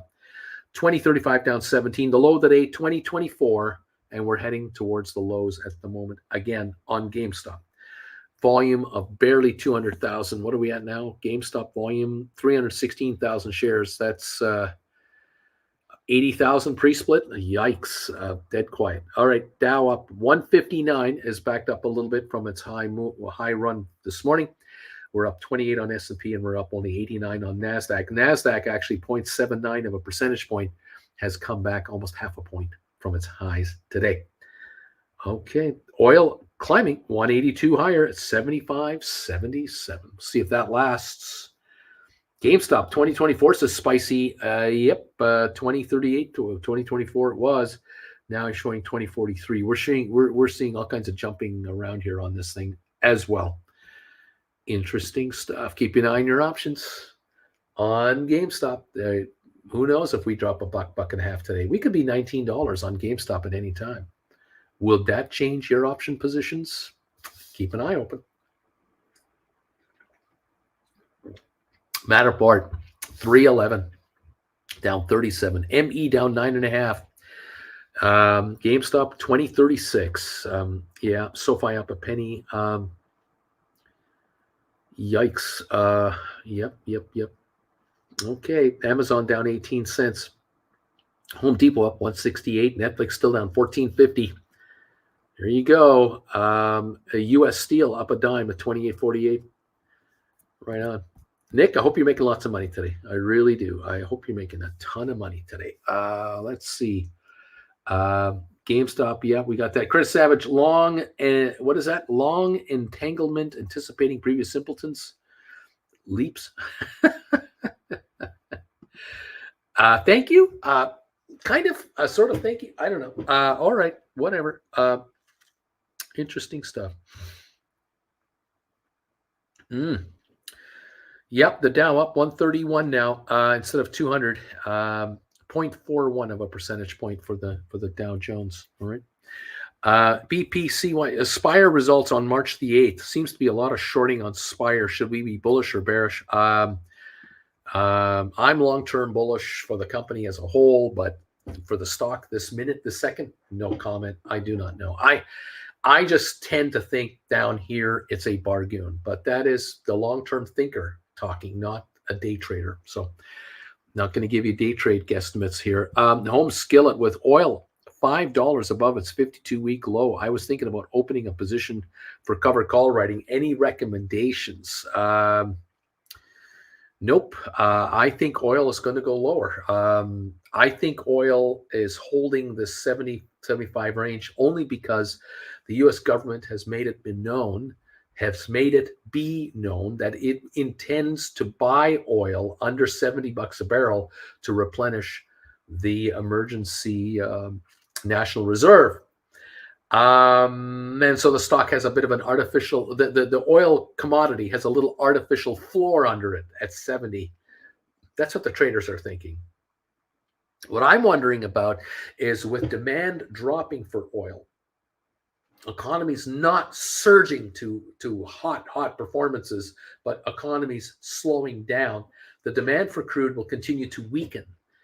And I'm going to get the impression, and I'm going to stick to it, that my guess is international oil will be available all you want from all over the place, and that countries will start to depend on the $70 floor to live off of, to just take that as their price.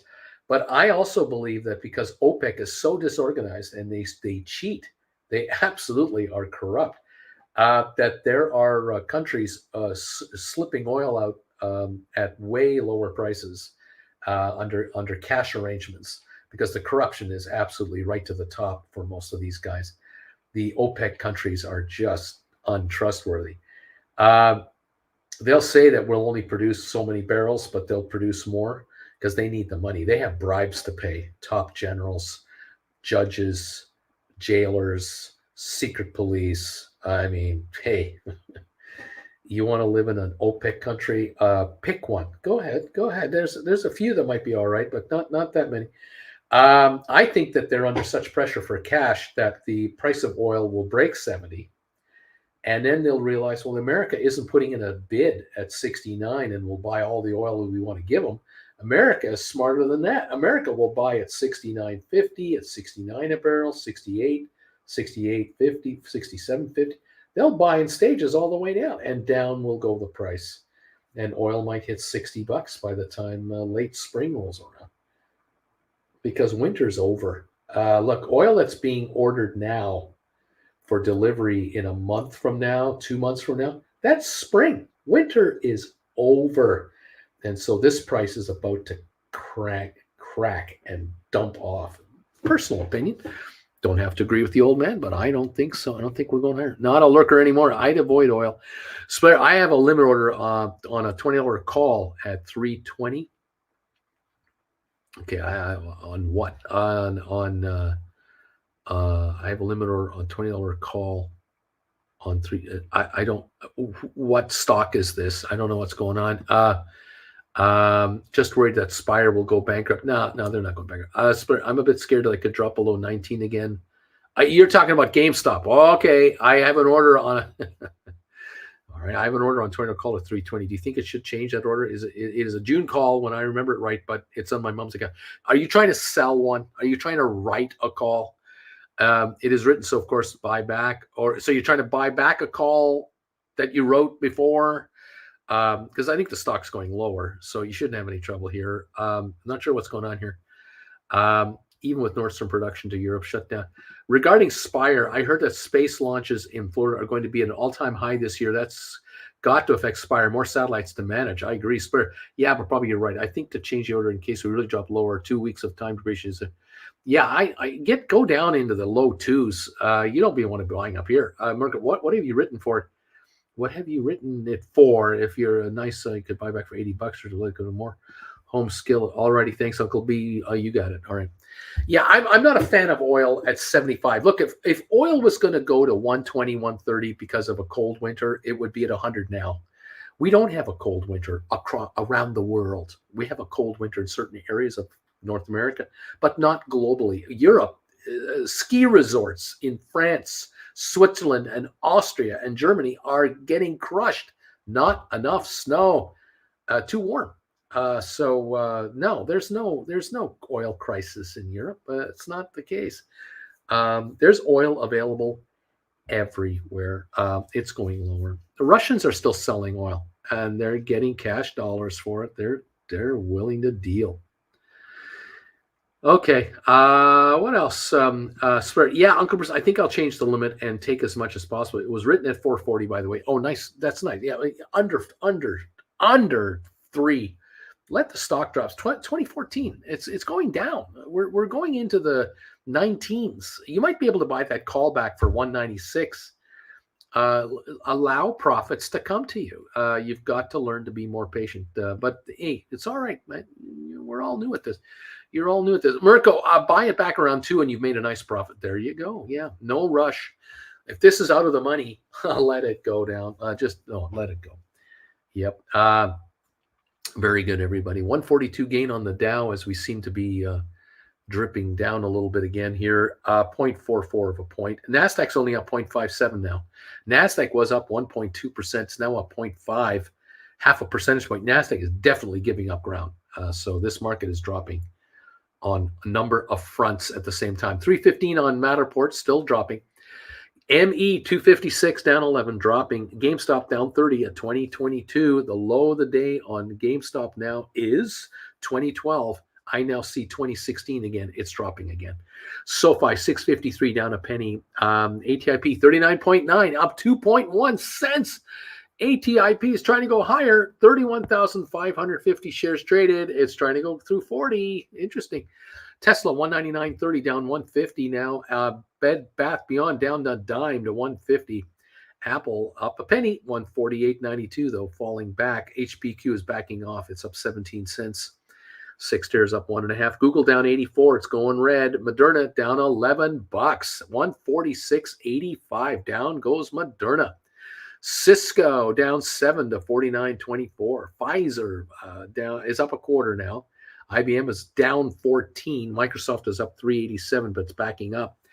Rocket Lab up 0.8 of a penny. Smart Rent down 7.5, and Spire up 3 at 104 for Spire. Amazon down 32. Home Depot up 129. Netflix down 14.80. Vanek Vector's up 7.46. Adobe down 11 cents. 139 gain for the Dow.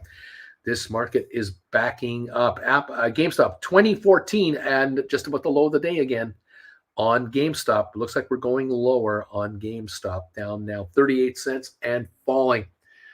We're falling a lot faster than they go up. Matterport is going up, says Mandu. Is it? 317 needs all the help it can get, doesn't it? Unbelievable today. Yeah, 2017 on GameStop, a nickel away from the low of the day as we watch this market. There you go. U.S. jobless claims stay firmly below 200,000 people for the sixth straight week. There is no surge in unemployment requirements. People are finding jobs. That's the interesting part about this. And with these layoffs, I think a lot of these folks with layoffs are probably finding other work, or they're choosing not to go back to work. Could be interesting.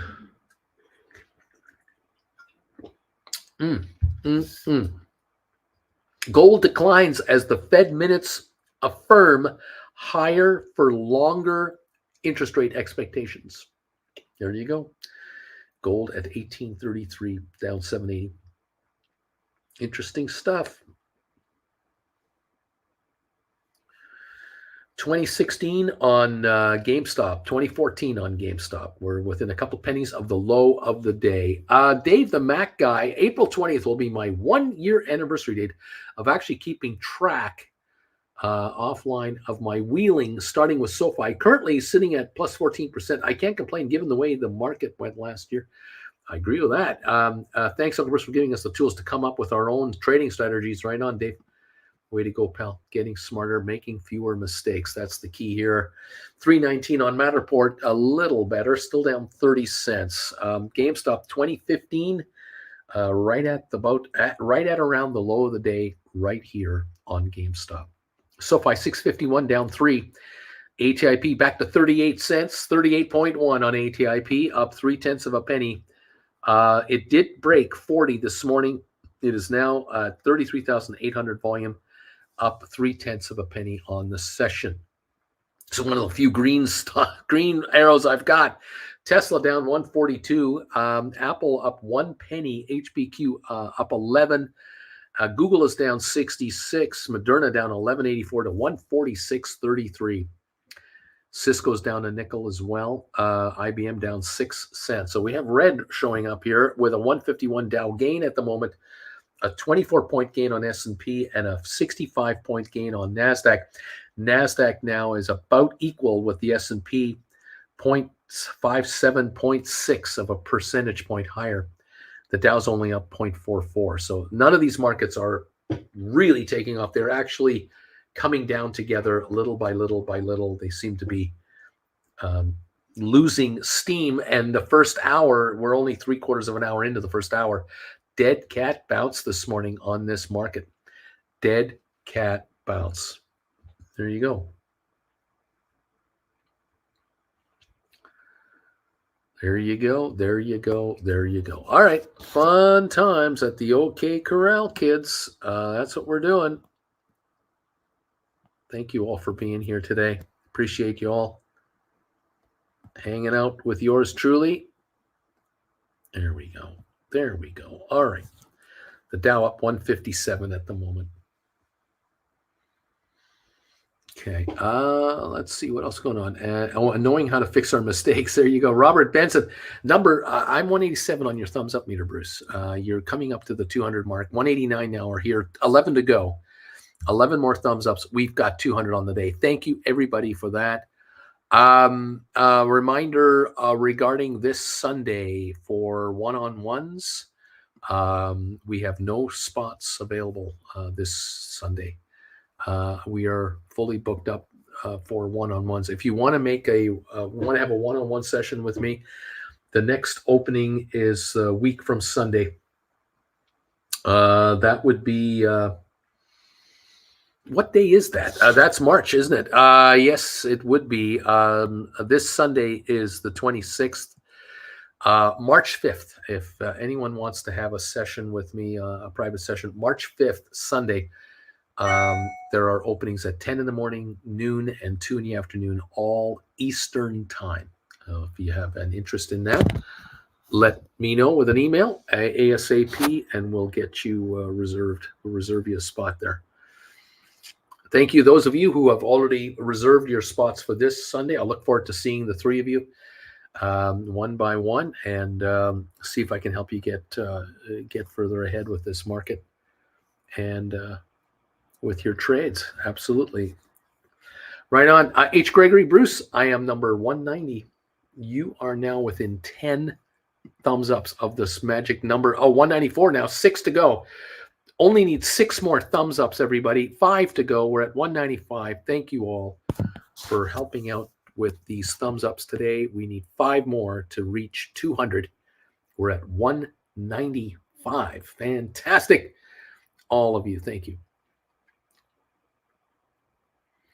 GameStop 2002 just dropped on GameStop 2002. That's new lows for the stock today on GameStop. That is what I see going on. See if I can make this work. My big ass iPad is so twitchy. It's unbelievable. Just come on. 2004. 2002, the low of the day, 2001. We're about to break the $20 barrier for GameStop, it looks like. Christina just hit it. Looks like you just hit it. Watching that. We have 197 thumbs ups. Thank you, everybody. We're getting ready to hit $20 on GameStop on the session here. Volume on GameStop this morning is looks like 539,000, and that's extremely quiet. 2012, a little bounce back here, a little dead cat bounce. This isn't going to last. We're going to hit that 20 level and might break it. Keep an eye on that, everybody, as we continue to see selling trickle in here. The Dow is holding a 154 gain. S&P is up 25, NASDAQ up 65, but we've stopped going higher, and we seem to be leaking at the moment on some of these stocks. And Matterport at 319 a share, down 29, a little better there. Matterport's low of the session now is 309, so we've come back a dime on Matterport, but we're still down 29 cents on the session, so it's a big loss there. ME at 257, down 10 cents, the low of 255, and SoFi 651, down 3. ATIP is at 39 cents, up 1.2. Tesla 199.01, down 185 now. Bed Bath Beyond still down 11 at 149.9. Apple down 7 cents. Google down 91. Moderna down 11.50 at 146.65. Cisco down 8. Just to give you some of the losers, give you an idea of some of the losers here. GameStop 2012, as we await a wave of selling that might come through here. We'll watch for that. 2008, here it goes again, approaching the $20 barrier yet again on GameStop. Thumbs from Dude. Splair, changed it now to 270. Probably it'll hit there when we go below 19, but I always have to call her to change something. So better when it's doing good up front. Thanks, Uncle Bruce and Mirko. Right on there, Splair. Down goes GameStop, and these contracts will back off. No question about it. You might get a fill there. See what gives, my man. We will see what gives. Neat, says Splair.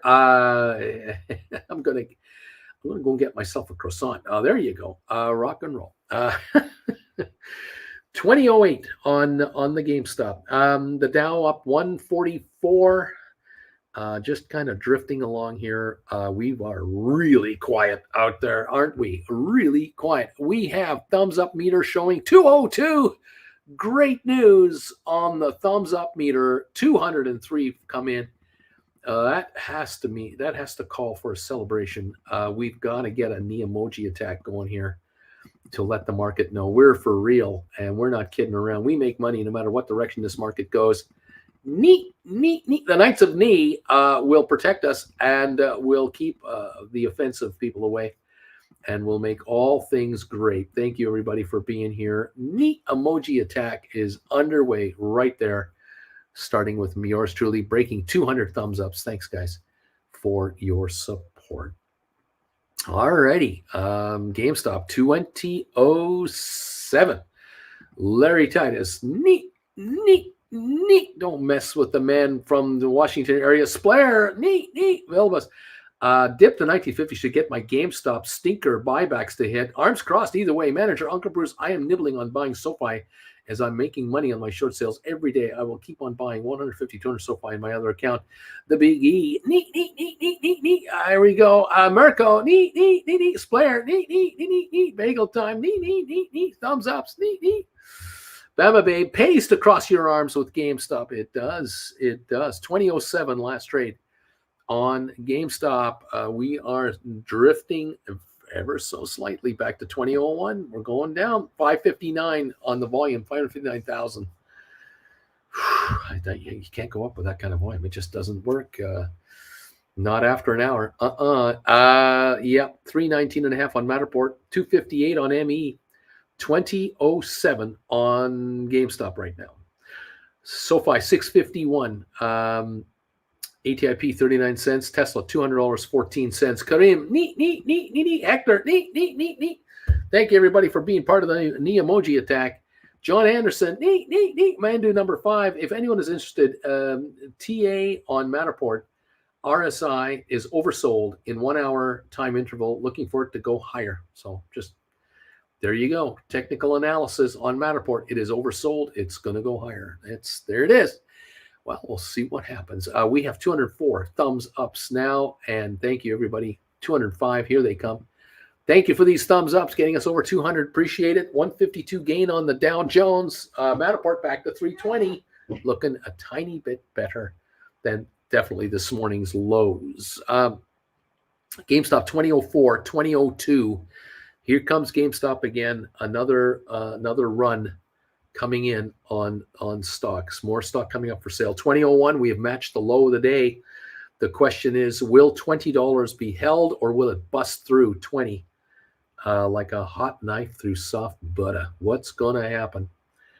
On the GameStop, 2001, last trade. This is the low of the day. We're at it again on GameStop shares. That'll affect, obviously, the options. No question about it. Ooh, Ready 25s at $4 or $5 each is a pretty good move, don't you think?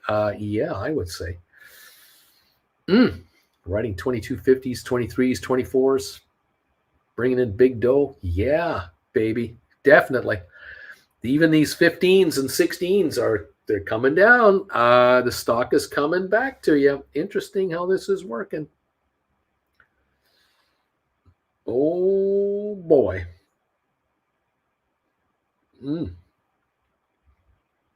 2001. Yeah, even June $25 contracts, $2 bid. 21s are 305 bid. Their last trade was 360 for June's. They are backing off. How about that? Let's look at September calls just for fun. 1998 on GameStop, by the way. We just broke 20. September 25s are still 278 bid, but the last trade, 315, they're dropping. $22 contracts for September, 350 bid, last at 412. They are backing off, aren't they? 20s are 415 bid. $15 contracts for September are now 635 bid, last at $7. The 16s are 590 bid, last trade 663, and I'm 10 minutes behind. We are seeing selling coming in here. Isn't that something? Okay. Anyway, folks, keep an eye on your option chains, and let's see what happens. 1998 on GameStop, down 54. The low of the day, 1996 on GameStop. Selling keeps coming at the moment.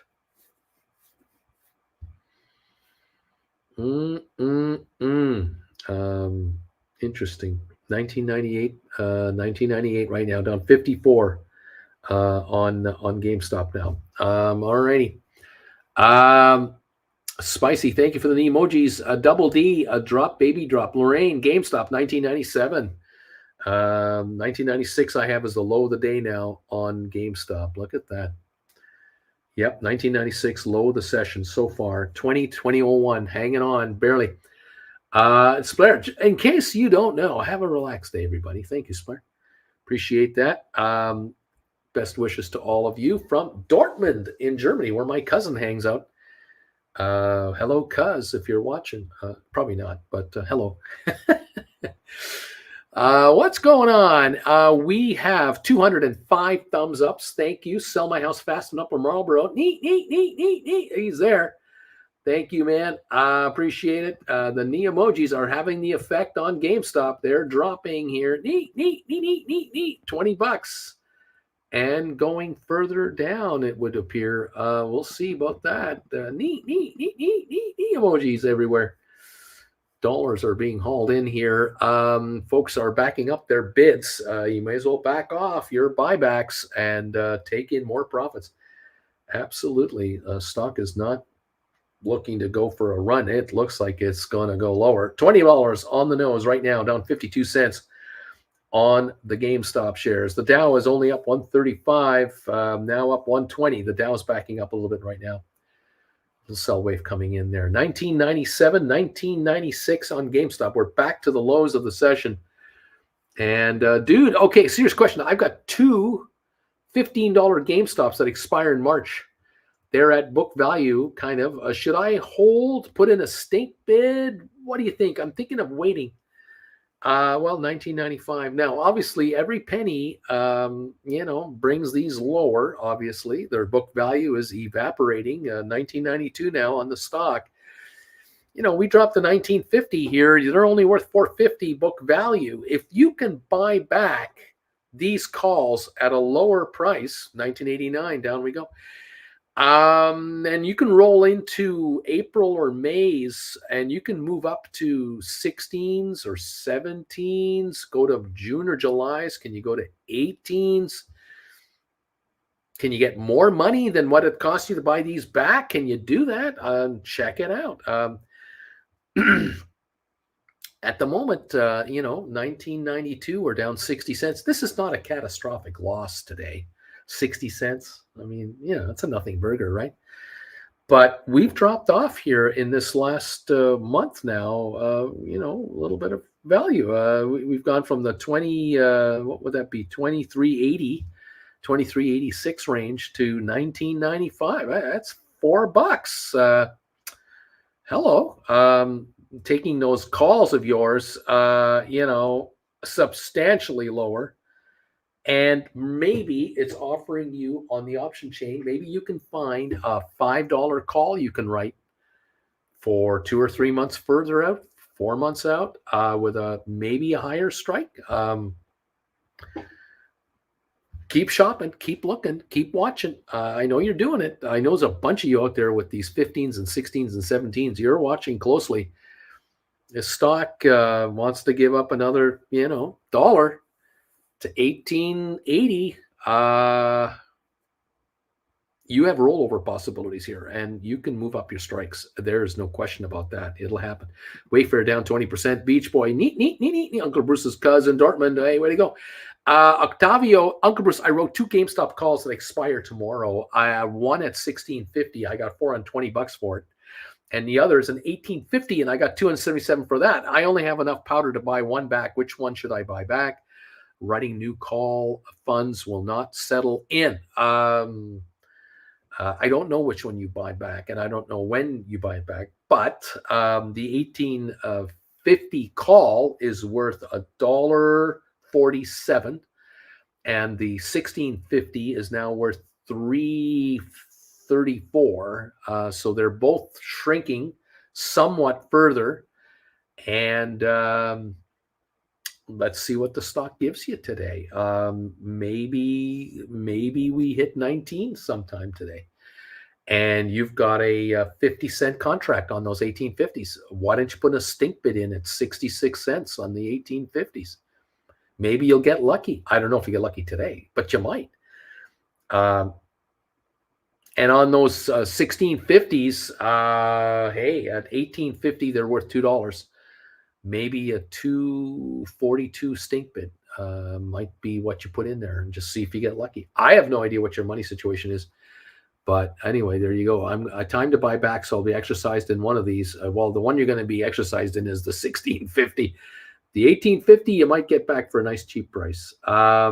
Slayer, next time when you hang out here in this area, I hope I'm on the level that we can again go to the steakhouse here, which is pretty good, but you need to spend a little bit more time in Dortmund. There you go. I'll let you know. I'll let you know next time I'm going to be in the Dortmund area for sure. Definitely. And I'll let all of you know when Jen and I are headed over to Europe, wherever in Europe we're going to be. And you never know, we may be a short to a medium train ride away from meeting up with a bunch of you over there.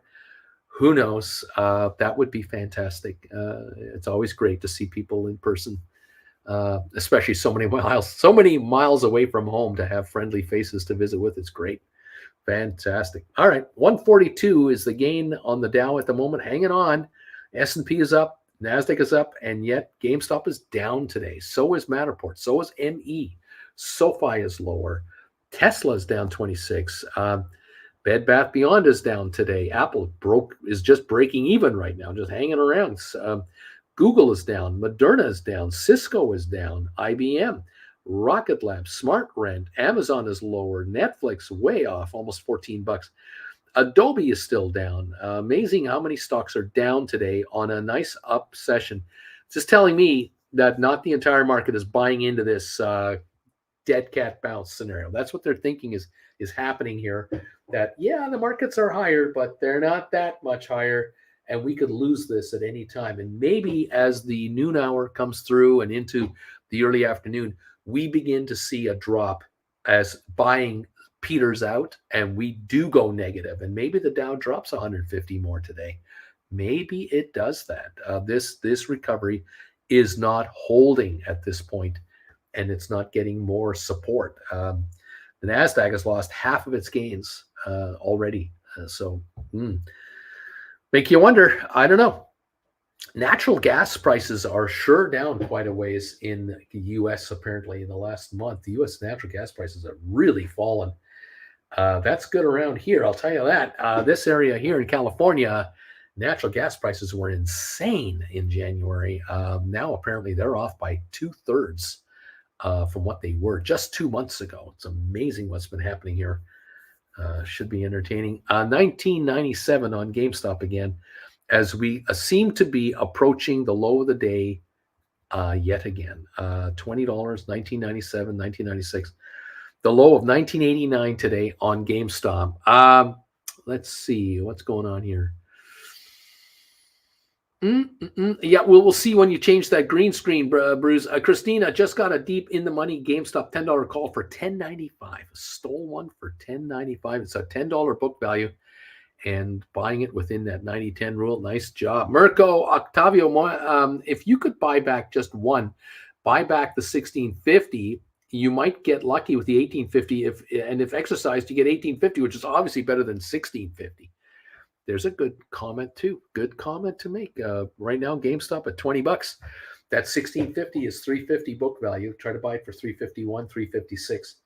So stock drops to 1950. Try to buy it at $311. Steal it for as little as you can, just over book value on a stink bid offer, a stink bid. See if you can get it. Way to go, everybody. Interesting times. $20 even on GameStop right now. $319 on Matterport. ATIP 38 cents, and Tesla $200.95.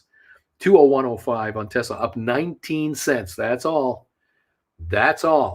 Interesting, everybody. Very, very entertaining. We've had thumbs ups today. 208. Thank you for 208 thumbs ups, everybody. Thank you for joining in today on the knee attacks. Make sure the Knights of Knee take good care of you and your stocks. Honor the Knights of Knee by flashing those knee emojis. Knee. That is your secret weapon to ultimate success in this market. People think it's technical and all that. Nah, it's just the Knights of Knee. It's simple. It's easy. It's just the Knights of Knee. It's nothing to it. Mandu knows. Mandu number 5 knows exactly what I'm talking about. Knee. That's exactly what it is. The knee emojis take care of everything. They make it all better. There you go. We're only up 130 on the Dow. Still slumping here. 124 gain.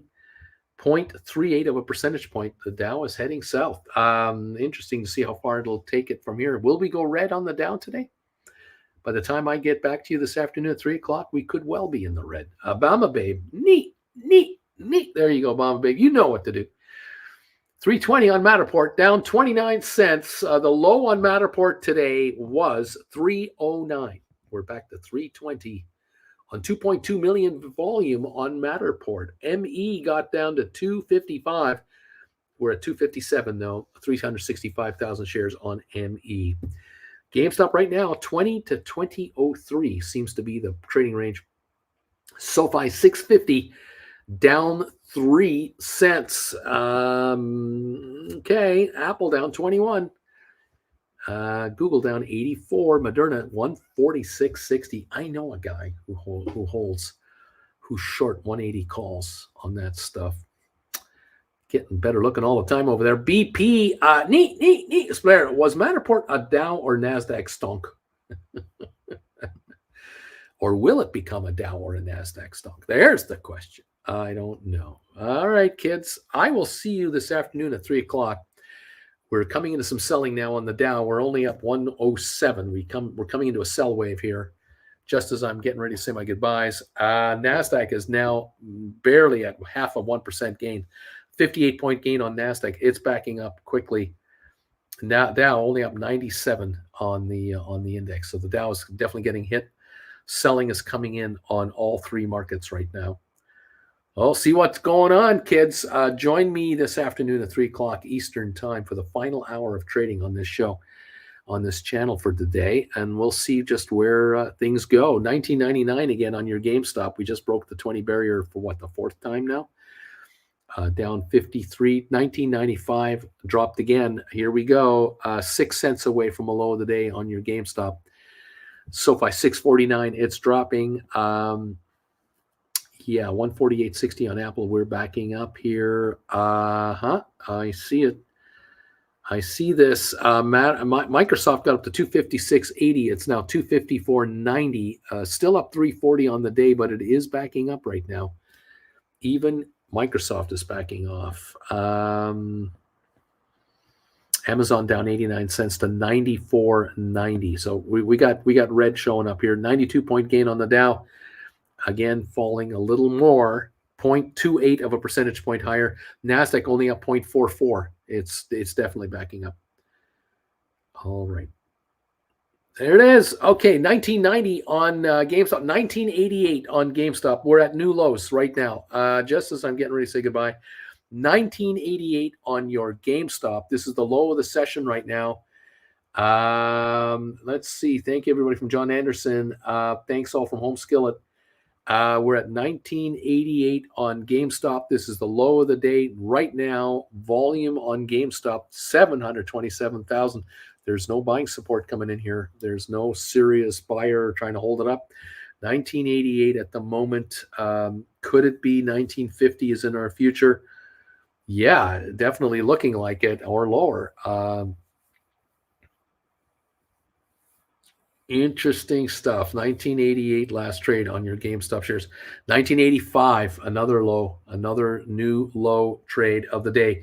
$19.85 on GameStop, down 67. SoFi down 7 now to 647. ATIP just went red. Tesla is now negative 94 at 199.92. Dow is only up 87 points. And NASDAQ 48. S&P's up 19 at the moment. All right. I'm going to say see you later. Mandu, I sold my GameStop. Sold calls on GameStop. My average is up 20%. I'm still folding my arms, and you should let this market back off. 1986, another new low on GameStop. I think we hit 1985 already for the low of the day. Yeah, 1985 is the low. 1987 is current price. We are seeing stock come for sale into the 1980s now, 1990s, and they're jumping over themselves to get at bids. 1986 just went through again. All right, guys. Join me at 3 o'clock this afternoon. I'll keep an eye on this. You keep an eye on it. Watch your options, and we'll catch you this afternoon at 3 o'clock. Thank you for the 209 thumbs ups. If you're watching on the rerun, hit the thumbs up button for us too. Give us a bit more momentum, please. We would appreciate it. All right, guys. I will see you this afternoon at 3 o'clock, and you take care. Well done, everybody.